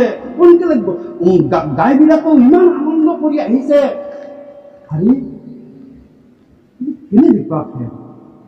আনকি বলভদ্ৰকো জানিব নিদিলে, বলভদ্ৰও নাজানিলে কৃষ্ণই কি ইলা কৰিছে। ব্ৰহ্মাই ঢাকি থৈ অলপ গৈছিলে, ব্ৰহ্মলোকত অলপ সময় যোৱা মানে ইফালে হাজাৰ হাজাৰ বছৰ গুচি যোৱা। তিনিক মাত্ৰ গৈছিলে, ইফালে 1 বছৰ পাৰে হৈ গ'ল। 1 বছৰ ভগৱন্ত পুৰুষে এই গকুলৰ গোপ সকলোতে নিজেই গুৰক্ষ আৰু বৎস হৈ থাকিব। সেই 1 বছৰ উভয় নদী কাটি টানিবই নালাগে, নিজে নিজে কৰি যায়, নিজে নিজে কৰি যায়। আমি তো বৰ ধুনীয়া নাম দিছো ব্ৰহ্মাণ্ড আৰু হৈছে আৰু নিজে নিজে কৰি যায়। এয়া হ'ল ভগৱন্ত পুৰুষৰ। তাৰমানে ব্ৰহ্মাই ঘূৰি আহি দেখিলে, কোৱা ভিতৰতো আছে বাহিৰতো আছে, মই ক'ত দেখো কোনটো সঁচা কোনটো মিছা, ভিতৰৰ খিনি সঁচা নে বাহিৰৰ খিনি সঁচা? কিনে ঢাকিছে, ঢাকিলে যোনটো শুই আছে আৰু বাহিৰত দেখিছো কৃষ্ণৰ লগত খেলি আছে। তাৰ পৰা আকৌ এবাৰ আহি আকৌ এবাৰত সবেই কৃষ্ণ, বাহিৰ ভিতৰ সব কৃষ্ণ, সব কৃষ্ণ। সেইবাৰ ব্ৰহ্মাৰ চক্কৰ লাগি গৈ একদম চতুৰ্শিৰে চাৰোটা শিৰ স্বৰ্ণত পেলাই মোক মায়াৰ পৰা থোৱা, এয়া বিক্ষেপণ মায়া তিনি বিচাৰি গৈছিল না বিয়া পাতিব মন গ'ল। কবু হাতাৰে সাতটা আনিছে, এটাতো বিয়া মন নেলাগে বিয়া চিয়া কৰা পৰে, বেয়া কথা। মানুহবোৰে খুব সুন্দৰ লাগিছে, আমাৰ নিজৰো হাঁহি নেলাগে। ভাগৱতত আৰু অতি মনোভৱ, এইবিলাক বেয়া কথা। সংসাৰত সোমাব নালাগে, মই সোমাই গম পাইছো। নহয় দিয়ক প্ৰভু, এবাৰ যাওঁ দিয়ক। হয় নেকি? তুমি বাৰটো ইচ্ছা কৰিছা, যোৱা। মই যিটোতে নাই তেতিয়া তুমি লৈ যাবা, মোক সুধিব নালাগে। গৈ দেখিছে এইটো ঘৰত আছে, এই মানে আইগৰাকীৰ লগত লিডু খেলি আছে, সেইটো ঘৰত দাবা খেলি আছে, সেইটো ঘৰত নাতিয়েকৰ লগত লৈ ঘূৰাই আছে, সেইটো ঘৰত আকৌ ছোৱালী বিয়া দিছে, কৰবাত ল'ৰা বোৱাৰী আনিছে, কৰবাৰ ঘৰত আৰামতে ভাত খাই আছে, কৰবাত শুই আছে, আইগৰাকীয়ে বিচি আছে। নাৰদে চাই চাই চাই 16,000 সময় হ'ব। অলপমান চোৱাৰ পাছতে তেওঁ মাত নিদিয়াকৈ দৌৰ মাৰিছে। ভগৱতক মাত দিব নাই আৰু দুৱাৰ মুখত দেখি যাব ভগৱন্ত তাতো থিয় হৈছে। নাৰদ কি হ'ল? কি কম, নাৰদৰ কৃষ্ণ সেইটো বিক্ষেপণ মাৰ দেখিছে নে? কাক মাৰিছে? নাৰদক মাৰিছে, কাক মাৰিছে? শিৱক মাৰিছে, কাক মাৰিছে? ব্ৰহ্মাক মাৰিছে। এইবিলাক বৈষ্ণৱ যাকে যাকে নামাৰে, এইটো কাক? বৈষ্ণৱ। 2 নম্বৰ। 3 নম্বৰ যুগমায়া। যুগমায়া ক'ত আছে? যে যুগ মায়া ক'ত থাকিব বলি বিধান খাই থাকে মায়াটো তাত যুগ হৈ থকাৰ কাৰণে যুগ মায়া কোনোবাই বস্ত্ৰং দেহি কোনোবাই ধনং দেহি কোনোবাই জ্ঞানং দেহি কোনোবাই বিদ্যাং দেহি কোনোবাই শক্তিং দেহি মোক দেহিহে দেহি মায়াটো যোগ কৰি দিয়া মোৰ লগত ধনেৰে দিয়া টকা পইচাৰে দিয়া বিদ্যাৰে দিয়া শক্তিৰে দিয়া মায়াটো মোৰ লগত যোগ কৰি দিয়া সেইকাৰণে কৈছে বলি বিধান খাই তুমি থাকিবা ভাগৱত আছে বলি বিধান খাই থাকিবা অৰ্থাৎ তোমাৰ লগত মায়াটো যোগ হৈ থাকিব তাত নিৰ্মোহ নিৰ্মায়া হৈ কোনো দিবই যাব নোৱাৰে কোনে কওক তাত নিৰ্গুণ নিৰ্মোহ হৈ গৈ যাব পাৰিছেনে কাৰোবাক নহয় কাৰোবাক সৰস্বতী বুলি কিয় পাতে বিদ্যাং দেহি লক্ষ্মী কিয় পাতে ধনং দেহি দুৰ্গা কিয় পাতে শক্তিং দেহি অৰ্থাৎ তুমি মোক দিয়াহে দিয়া কিয় মোৰ মায়াত পৰিব লাগে মায়াটো যোগ হৈ থাকে এইটো যুগ মায়া কিন্তু ভাগৱতৰ ওচৰলৈ কি আছে হে প্ৰভু সকলো মোক তুমি জানা তোমাক অৰ্পণ কৰিলো তুমি যি ইচ্ছা তাকে দিয়া আৰু মই তোমাক বস্তু মাগিবলৈ অহা নাই কপিল ভগৱানে মাতি কৈছে মোৰ ওচৰলৈ ভকতে বস্তু পাবলৈ নাহে মুক্তি পাবলৈ নাহে কি পাবলৈ আহে তেতিয়াহ'লে যদি মুক্তিও নালাগে ভকতক তোমাৰ ভকতক কি লাগে যে মোৰ ভকতক ভকতিৰ কাৰণে ভকতি কৰে মোৰ ভকতি যাতে তেওঁলোকৰ হৃদয়ত সোমাই থাকে তাৰ কাৰণে মোৰ ভকতে ভকতি কৰে আৰু মনত ৰাখিব যে মুকুতি ভকতিৰ প্ৰাসংগিক মাত্ৰ ভকতি কৰিলে হয় মুকুতিৰ পাত্ৰ মই তাক সৰু উদাহৰণৰ কথাটো কৈ দিওঁ মুকুতি ভকতিৰ প্ৰাসংগিক মাত্ৰ প্ৰাসংগিক শব্দটো কি জানে নাই আপুনি নাতি ল'ৰা বা ছোৱালীৰ কাৰণে আচ্ছা মোক এটা চকলেট আনি দিবা হ'ব দে বাবা দিম দে গ'লে দোকানত গৈ মোক চকলেট এটা দিয়া টকা 5টা 10টা চকলেটটো দি আপুনি লৈ আহিলে তেতিয়া আপুনি নাতিটো দিলে বাবা চকলেটটো লৈ সি যদি কয় সেয়া মই চকলেট আনিব দিছিলোঁ বাকলিটো কিয় আনছা নহয় বাকলিটোতো মই দিছা নাই চকলেট আনি চাইছিলোঁ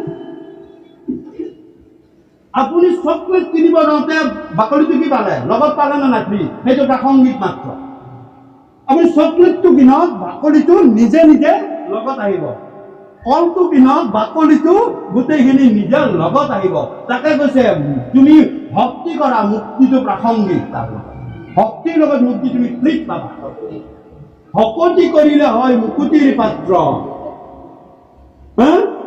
মুকুতি ভকতিৰ প্ৰাসংগিক মাত্ৰ গতিকে তোমাক মায়ে মাতৃ মোৰ ভকতে মোক ভকতি এইকাৰণে কৰে মই যাতে মোৰ পৰা ভকতি যাতে তেওঁলোকৰ পৰা ভকতি যাতে মই চিনিব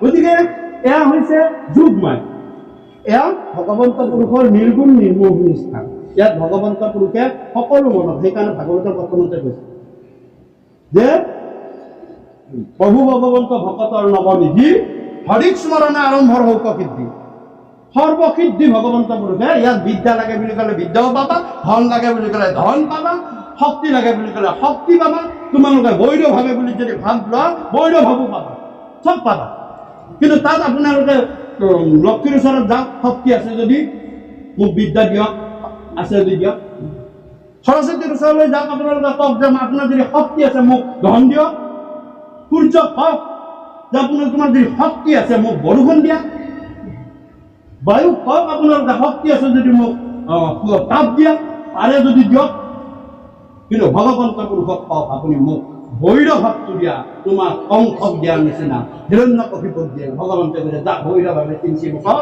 দুনাইভাৱে আহিল ভৈৰভাৱে তোমাক মই দি দিলোঁ মোকেই পাবা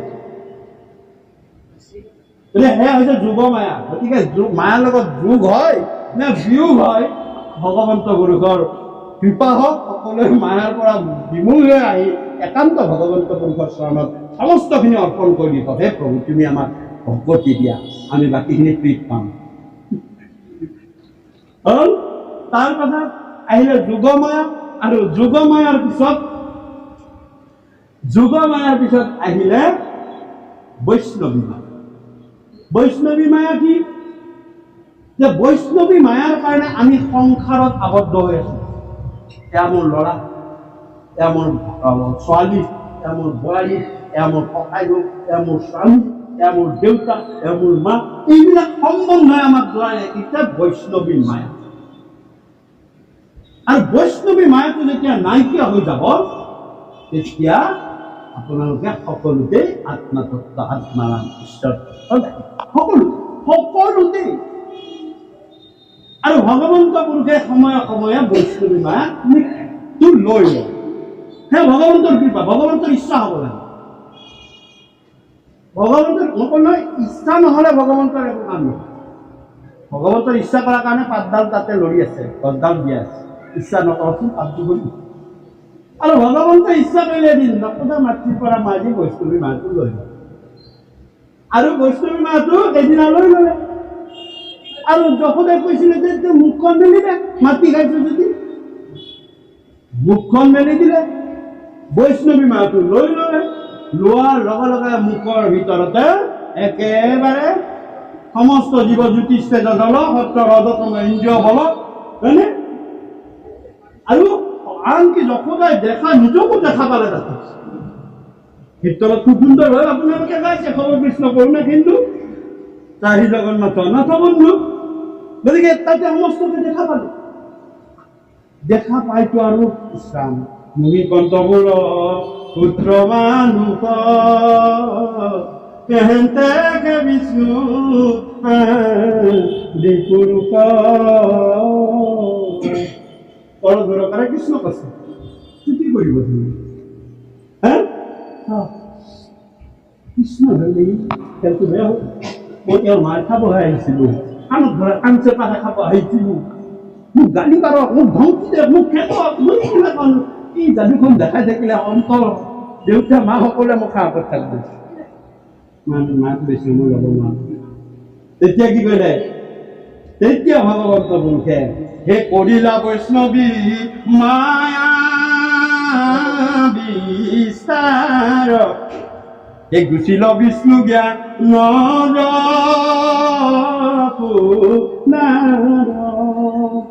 কৃষ্ণত পুত্ৰ বুধ বিভলাজাত,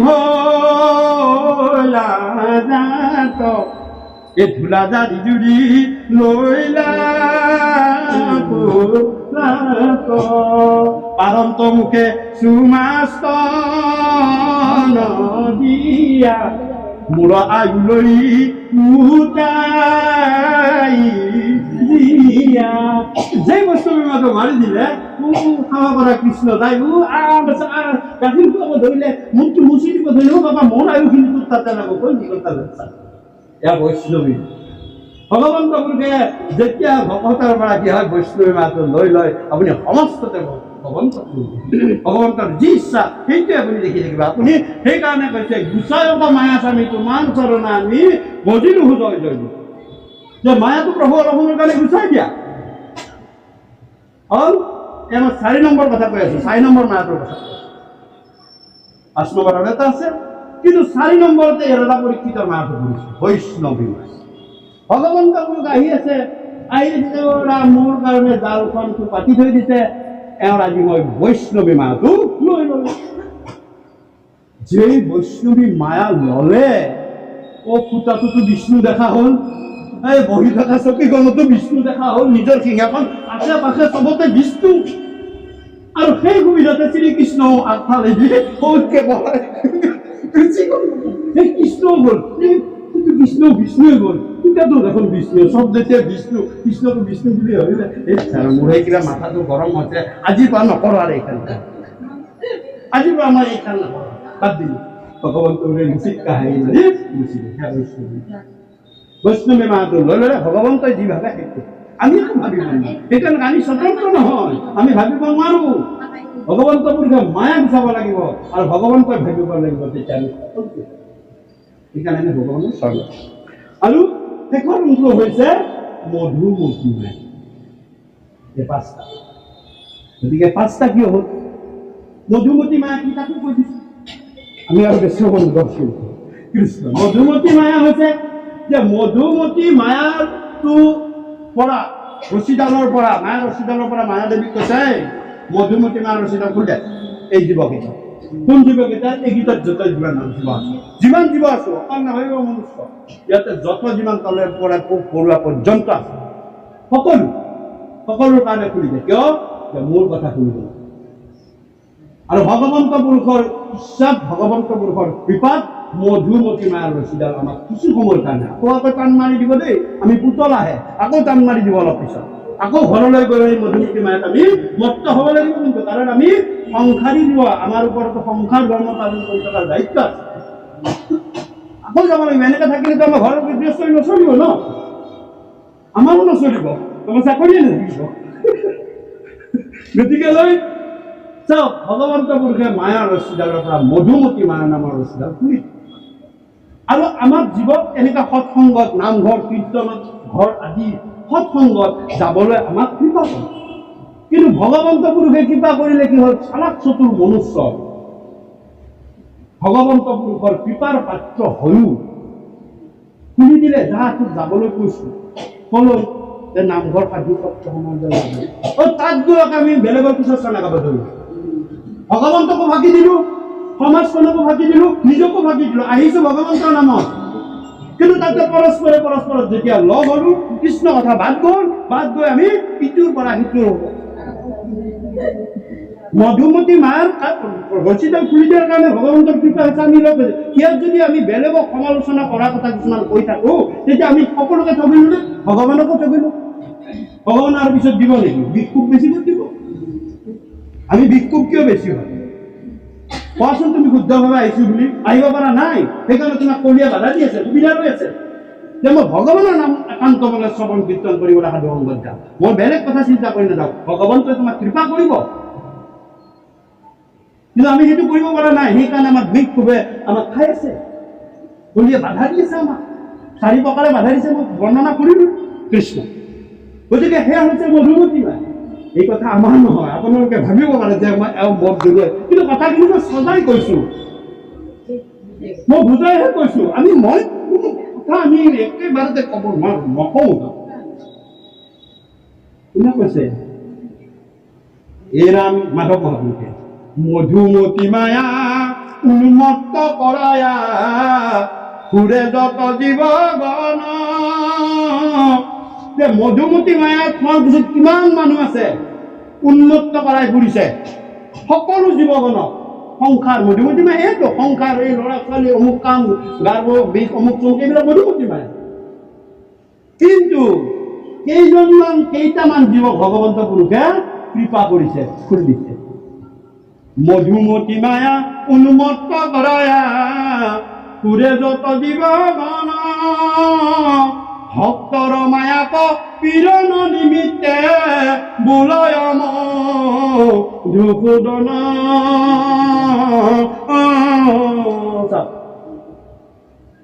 ভক্তৰ মায়াক পীড়ন নিমিত্তে বোলয় মধুসূদন। 5 নম্বৰ মায়াটো কি?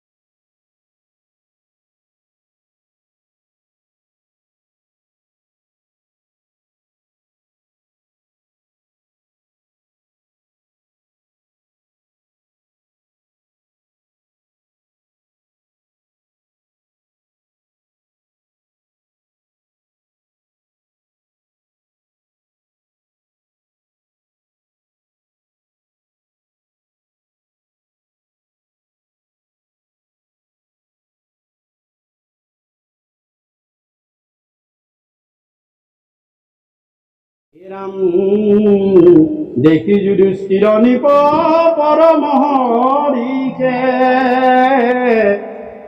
পরাম অজাত কর্ম করিলা ব্যাঘ্র উপদেশে অকুবর্ণ বকন ধেনু অনেক ভূতক লক্ষ লক্ষ দিলা দান বিশিষ্ট বিপ্র সুস্থ হইয়া দেখি গণ বনি কৰি স্থিৰ বুলন্ত কিপুৰ কথা শুনা যুধিষ্ঠিৰ হৰাম যিহেতু ৰাখিলা শিশু গৰ্ভতে সাক্ষাৎ হেৰাম এতেকে ইহান নাম হৈবে বিষ্ণু ৰাত গোটেইখিনি কাহিনী হৰাম কৃষ্ণৰ চৰণে হৈবে একান্ত ভকত নকৰিবা ৰাজা কিছু সংশয় মন আৰু গণকবিলাকক মাতি আনিলে বিভিন্ন ধৰণৰ দ্ৰব্যৰে তেওঁলোকক সন্তুষ্ট কৰিবলৈ ল'ৰাটো বনোৱাটো পাতো আৰু নাতি এটা আছেহে আৰু এইটোৱে বংশত আছে আৰু আমাৰতো তিনি খেতে হ'ব পাতো তেতিয়া ধৰা যুধিষ্ঠিৰে সকলোকে আদি মানে কৃষ্ণ বহি আছে আছে আছে আৰু ৰজা যুধিষ্ঠিৰৰ মানে কেইদিনমান আগৰ পৰা সংশয়দেই মনত মানে গুপ্ত হত্যা পাতটো মোৰ গাত লাগি আছে গুপ্ত হত্যা পাতটো এই কৃষ্ণৰ কূটনীতিৰ কাৰণে মোৰ এইবিলাক হ'ল নিজৰ বংশটো ভালে ৰাখিলে আৰু মোৰ গোটেই বংশটোকে মাৰি পেলালে মোৰ ৰজা পাতাৰ নামত এইগিলা মোৰ পাত নালাগিল আৰু কৃষ্ণক নিয়মনীতি ইয়াৰে সকলো কূটনীতি ব্যাসক সুধিলেও ব্যাসে কৃষ্ণৰ কথাহে কয় এইবিলাক মানে মনত সংশয় আছে তাৰ মাজতে এইটো গণনাটো পাতিবলগীয়া হ'ল তেতিয়া থাকোঁতে সেইদিনা গণকবিলাকে ক'লে হে ৰজা এওঁৰ নাম বিষ্ণুৰাধ হ'ব কাৰণ বিষ্ণুৱে গৰ্ভতে ৰক্ষা কৰে আৰু এওঁ কৃষ্ণক পৰম ভকত হ'ব ঘপককে ৰজা যুধিষ্ঠিৰ সিংহাসনৰ পৰা উঠি অন্তঃপুৰলৈ গুচি গ'ল কৃষ্ণ অৰ্জুনৰ ফালে চাই হাঁহি উঠি দাদাই কিবা বেয়া পালে নেকি মোৰ ভকত হ'ব বলাচোন বলা দৌৰ মাৰি কৃষ্ণ আৰু অৰ্জুন যুধিষ্ঠিৰক দিছিল যুধিষ্ঠিৰ ধৰ্মৰাজ ধৰ্মৰ জ্ঞান চব জানে গতিকে সংশয়টো দূৰ ভগৱন্তই কৰিছে পিছত বাৰু যে ন গ'ল মই মাথৰ প্ৰতি ক'বলৈ ধৰে আপুনি কিয় গুচি আহিলে এটা খাইহে কৈছিলে গণকেইটা আকৌ ক'ব আছে নহয় পিছত গণকে কৈ নিদিয়ে বোলে অমুক হ'ব এই অমুক হ'ব এই অমুকত দৃশ্য আছে তমুকত দৃশ্য চব ক'ব এতিয়া দৃশ্য ক'ত আছে তাকো ক'ব তেওঁলোকৰ কথাবিলাক কৈ দিব তেতিয়া ক'লে বোলে নহয় কৈ কিয় গুচি আহিলা প্ৰথম কথা কি বুলি ক'লে বোলে বিষ্ণু কৃষ্ণক ভকত হয় কৃষ্ণক যদি ভকত হয় দায়িত্ব কৃষ্ণ মোৰনো কি আৰু পিছৰবিলাক শুনিলে মোৰ অহংকাৰে হ'ব যদি নহ'ল মই তাক মাৰিমহে প্ৰথম গণকে অমুকে কৈছিলে তই ইঞ্জিনিয়াৰ হ'ব বুলি কৈছিলি তই দেখোন চকীদাৰো নহ'লে উধাই মুধাই মাৰিবহে এইবিলাকে পিছৰবিলাকে মোৰ কৰিব কি মহৎ পেলাব মোৰ ল'ৰাটোৰ প্ৰতি ভাগ্যত আছে যদি ভাগ্যত নাই যদি নহ'ল মোক মহৎ পেলাব নহয় মই মহিয়ান নহওঁ কৃষ্ণৰ ভকত হ'ব দায়িত্ব কৃষ্ণ মই কৃষ্ণকে অৰ্পণ কৰিছোঁ আৰু কৃষ্ণৰ ভকত হ'ব বুলি ক'লে তাত কি চিন্তা আছে মই সেইকাৰণে বিচাৰিম এইবিলাক তোমালোকে কৃষ্ণৰ ভকতেই তেওঁৰ কাৰণে সমস্যা আৰু কি বুলি ক'লে এই হৰি ৰাম এই ইচ্ছাকু নিপতি যেন পালিবেক প্ৰজা দেৱদ্বিজ পূজনে যে হেন ৰাম ৰাজা শৰণ হৈবেক শৰণ দাতা যেন কিনৰ বাঢ়িবেক যশ যেন ৰাজা ভৰত দুই অৰ্জুনৰ তুল্য হৈবে ধনুৰ্ধৰ প্ৰতাপে আদিত্য যেন গম্ভীৰে সাগৰ যেন ব্ৰহ্মা সকল লোকত তুল্য মূৰ্তি হৰান্তে কনে প্ৰসন্ন যেন হৈবে পশুপতি ৰন্তি দেৱ সমান উদাৰ হৈবে মতি পৰম ধাৰ্মিক যেন নৃপতি জাতি কিছুমান ৰজা মহাৰজাৰ নামৰ লগত তুলনা কৰি গুণবিলাকৰ কথা বৰ্ণনা কৰিব গতিকে এইবিলাক আমাৰো কয় যে ল'ৰাটো অমুক হ'ব দে ভাল দে অমুক হ'ব অমুকত অমুক হ'ব বিদ্যা বুদ্ধি ঠিকে আছে এইবিলাক কোৱা তাৰ বুদ্ধি শাস্ত্ৰত গণনা কৰে কৈছে আৰু অবলি যেন ৰাজা এন্তে পৰম ধৈৰ্যত হে ৰাম প্ৰহ্লাদ সদৃশ হইবে কৃষ্ণৰ ভকত হৈ হেন্তে কৰিবে তিনি যজ্ঞ সমেধ পাখণ্ড কদম্বি হবে কৰিবে নিষেধ হে ৰাম একেৰথে জম্বুদ্বীপ পাইবে মহাবলী ধৰ্ম পৃথিৱীৰ পদে নিগহিবে কলি গতিকে এনেকুৱা মহাৰাজা জম্বুদ্বীপৰ অধিপতি হ'ব আৰু কিন্তু হে ৰাজা তেওঁৰ তাৰ ইষ্ট আছে 45 বছৰ পৰা তেওঁৰ মুখে তাৰ ইষ্ট আছে দেই কি ইষ্ট হে ৰাম তথ্য কৰ হন্তে পাছে শুনি আমৰণ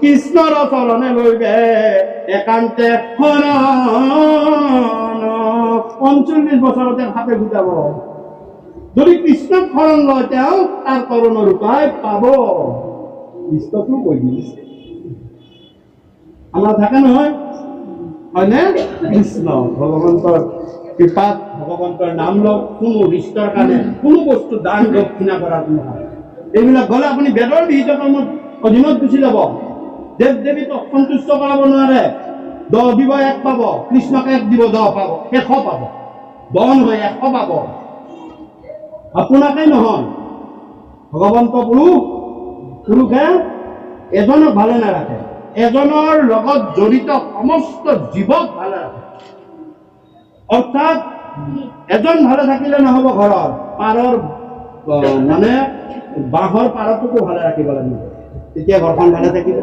গোহালিৰ গাইজনীকো ভালে থাকিব লাগিব তেতিয়াহে ভাল থাকিব সেইকাৰণে আমাৰ সেৱাবিলাক কি অকল মই ভাল হওঁ নহয় হে প্ৰভু তুমি জীৱৰ কল্যাণ কৰা তাত নহওঁ আছো ন বসুদেৱ কুটুম্বকম মোৰ সকলোকে ভালে ৰাখা তেতিয়া মই ভালে থাকিম ঘৰত যদি ময়েই ভাল থাকোঁ বাকীবিলাকো যদি বেমাৰত পৰে কিবা শান্তি পাম নে নেপাওঁ হে প্ৰভু সকলোকে ভালে ৰাখা মোৰ ঘৰটো ভালে ৰাখিলে কি হ'ব ওচৰৰ ঘৰকো ভালে ৰাখা তেওঁ সুখে সন্তোষে থাকক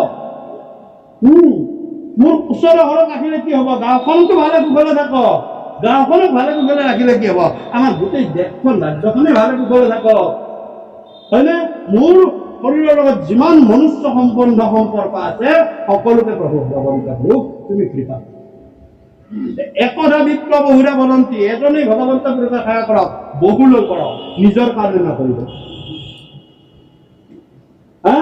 য'ত মই আৰু মোৰ শব্দ আছে তাত কি আহিছে চাওক নাম লিখা আমি ক'বই নালাগে য'ত মই আৰু মোৰ এইটো কি বুলি কয় অহম মম ভাৱ মই আৰু মোৰ আমি গৃহস্থীবিলাকে সদায় অহম মম ভাৱতে থাকি আৰু থাকি কি কৰো আমি মায়াৰ সংসাৰত চলি থাকোঁ সেইকাৰণে কি বুলি কৈছে গৃহ এই বিশ্লেষণটো আমি আজি আলোচনা শিকিছোঁ আমি গৃহস্থী ধৰ্ম হয় নে নহয় গৃহ শব্দটোত চাওক কি আছে গত ৰিকাৰ আৰু ৰিকাৰ অৰ্থে ঋণী কি থাকিল তাতে গহ মানে কি অহংকাৰ অহংকাৰ মানে কি অহংমম ভাৱ মানে কি মই আৰু মোৰ ক'ত আছে মহিজ খোদা মোৰ পুত্ৰ স্বামী মজৰু হবে কাৰি আমি হেনয় অহম সদায় কৰো যাহাৰ মায়াত উপজি মৰু হেন ভগৱন্ত হুয়ো পগতি বন্দিও কয়াবে মোৰ কুমতি আমি ক'ত কৰোঁ এই গৃহত কৰোঁ কোনদিনাৰ পৰা প্ৰথম সূতাটোৰ ৰদডাল পোতাৰ দিনাৰ পৰা কি বুলি কওঁ এইটো মোৰ ঘৰ এইটো মই থাকিম এই গৃহৰ অহংকাৰত আমি ঋণী সেইকাৰণে গত প্ৰকাত ঋণীৰ গত প্ৰকাত ৰিকাৰডাল লাগি আছে গৃহ আমাৰ গহত ঋণী দুটা শব্দ ব্যৱহাৰ কৰোঁ এইটো মোৰ ঘৰ আৰু মই মই মোৰ শব্দটো যেতিয়া আহি গ'ল সেইটো বহ হৈ গ'ল আৰু দশদাৰে হৈছে মই দশদা মৰা পুত্ৰ স্বামী ব্ৰজৰো হবে অধিকাৰী আমি হেন অসম্যম সদায় কৰো। কৃপালুগুৰুৱে কিমান ধুনীয়াকে বুজাই দি থৈ গৈছে। আমি বুজিবলৈ চেষ্টা নকৰো, গাবলৈহে সুৰ লগাই চেষ্টা কৰো। একদিন যদি বুজি পালি নহয়, শ্ৰৱণ কৰিলি নহয়, তেতিয়া কৰ মনন কৰ, ধাৰণ কৰ, বোধন কৰ, কীৰ্তন কৰ, হৰণ কৰ, চব মন্দিৰ নাম আছে, চব মন্দিৰ নাম আছে, তেতিয়া বুজিবি তাৰ কথা। গতিকে আমি গৃহস্থী ধৰ্মবিলাকে মনৰ এই গৃহটোৰ ঋণৰ পৰা মুক্ত পাবৰ কাৰণে নিজৰ গৃহলৈ সাধু সন্ত মহন্ত আমি বছৰত এবাৰ হলেও এই ঋণৰ পৰা মুক্ত হবৰ কাৰণে আনিব লাগে। সেইকাৰণে গৃহস্থ ধৰ্মীৰ ঘৰত আমি হৰিনাম কীৰ্তন কৰিব লাগে, হৰিনাম ল'ব লাগে, সাধু সন্ত ভকতক মাতি আনিব লাগে। দামী ভকত নালাগে, বৰ বৰ ফুটা লোৱা, বৰ দীঘল চুলি লগা 15,000, 20,000, 30,000, 40,000 টকা। ভগৱন্ত কৈছে নহয়, মই ইচ্ছা কৰিলে কাক আনিব নোৱাৰো, কাক আনিব নোৱাৰো। ব্ৰহ্মা কৰিলে ব্ৰহ্মাই দৌৰি আহিব। মই যেতিয়া দ্বাৰকাত মই গৃহস্থ কৰি আছো 1,16,108 গৰাকীৰ লগত, ময়ো মোৰ দ্বাৰকা বুলি কওঁ। মায়ে কৈছে অহংকাৰ কৰিছে, মই কি লগাম বোলে ময়ো ঋণী, বোলো আপুনিও ঋণী, বিধিৰ বিধানত আপুনিও ঋণী, আপুনিও মোৰ দ্বাৰকা মোৰ বুলি কওঁ মই।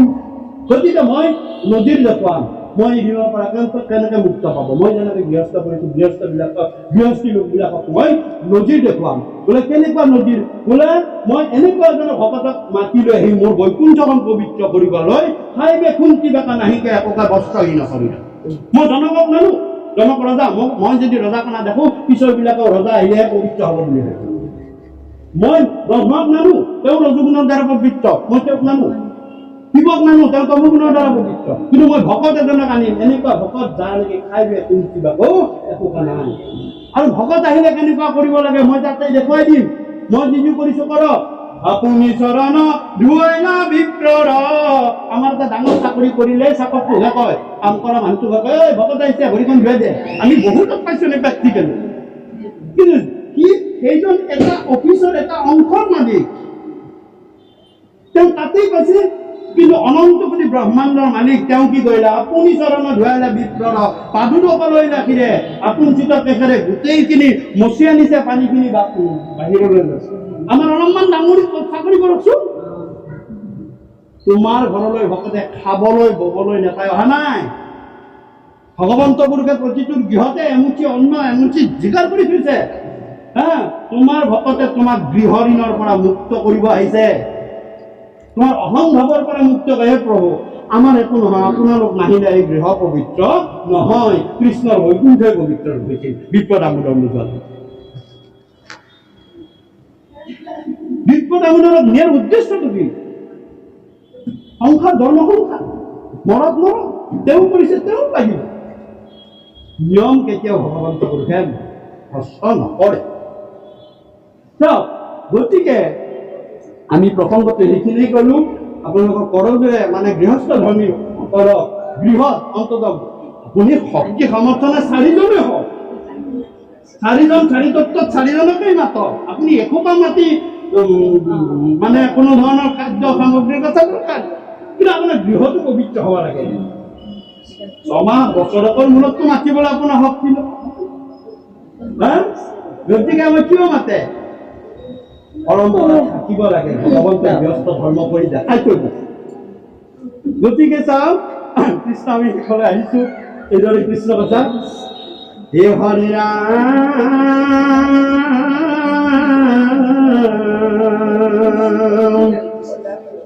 হে ৰাম, হে ৰাম কৃষ্ণৰ তত্ত্বক, হে ৰাম সুখে আশী দিবন্ত ইহান্ত মহাজ্ঞান, কৃষ্ণৰ অভয় পদে পাইবে তেজি প্ৰাণ।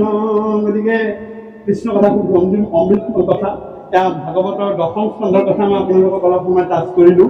10ম স্কন্ধৰ বিপ্ৰ দামোদৰৰ কথা লৈ এইখিনি কথা আমি আলোচনা কৰো। আজি মই কিছু সময় এইখিনি কথা আলোচনা কৰো। গতিকে আৰু ইয়াত পাঠত দিছে, অ ৰাম সুখে আকি দিবন্ত ইহাত মহাজ্ঞান, কৃষ্ণৰ অভয় পদ পাইবে তেজি প্ৰাণ। গতিকে এই ল'ৰাই কৃষ্ণৰ অভয় পদ পংকজত ভগৱান একমাত্ৰ ঈশ্বৰ কৃষ্ণই এটা দেৱ। সেইকাৰণে কৃপালু গুৰুৱে লিখিছে কৃষ্ণ একদেৱ দুঃসহায়। একমাত্ৰ কৃষ্ণদেৱে জীৱৰ দুখ হৰণ কৰিব পাৰে। আৰু হৰণ অৰ্থে হৰি। হৰি কাৰ দুখ মোচন কৰিছিল? সেইটো গজেন্দ্ৰ। গজেন্দ্ৰ কোন? আমি জীৱ। কালগ্ৰাহে আমাৰ কামুৰি ধৰি আছে। কালগ্ৰাহে ধৰি ভৰাইলে চেতনাগা কামুৰি ধৰি আছে। কিমানটা জাত? আমি আলোচনা কৰি কালগ্ৰাহে ধৰি আছে কিমানটা? মনত ৰাখিব, সেইখিনি তত্ত্বখিনি কৈ থৈ গৈছো। কালগ্ৰাহে ধৰি আছে। গাৰ মানে হৈছে ঘৰিয়াল। ঘৰিয়াল ঘৰিয়াল এটা জীৱ। ঘৰিয়ালে কামুৰি মাৰি ধৰিছে, এয়া জীৱ। গজেন্দ্ৰ মানে জীৱ। আৰু জীৱটো কামুৰি মাৰি ধৰিছে। ঘৰিয়ালৰ দাঁত ৬৬টা, ওপৰে ৩২, তলে ৩২। মনত চাব নেটত ৬৬টা। আমাৰ মনৰ ডাবুল। আৰু কৃপালু গুৰুৱে লিখিছে ইমান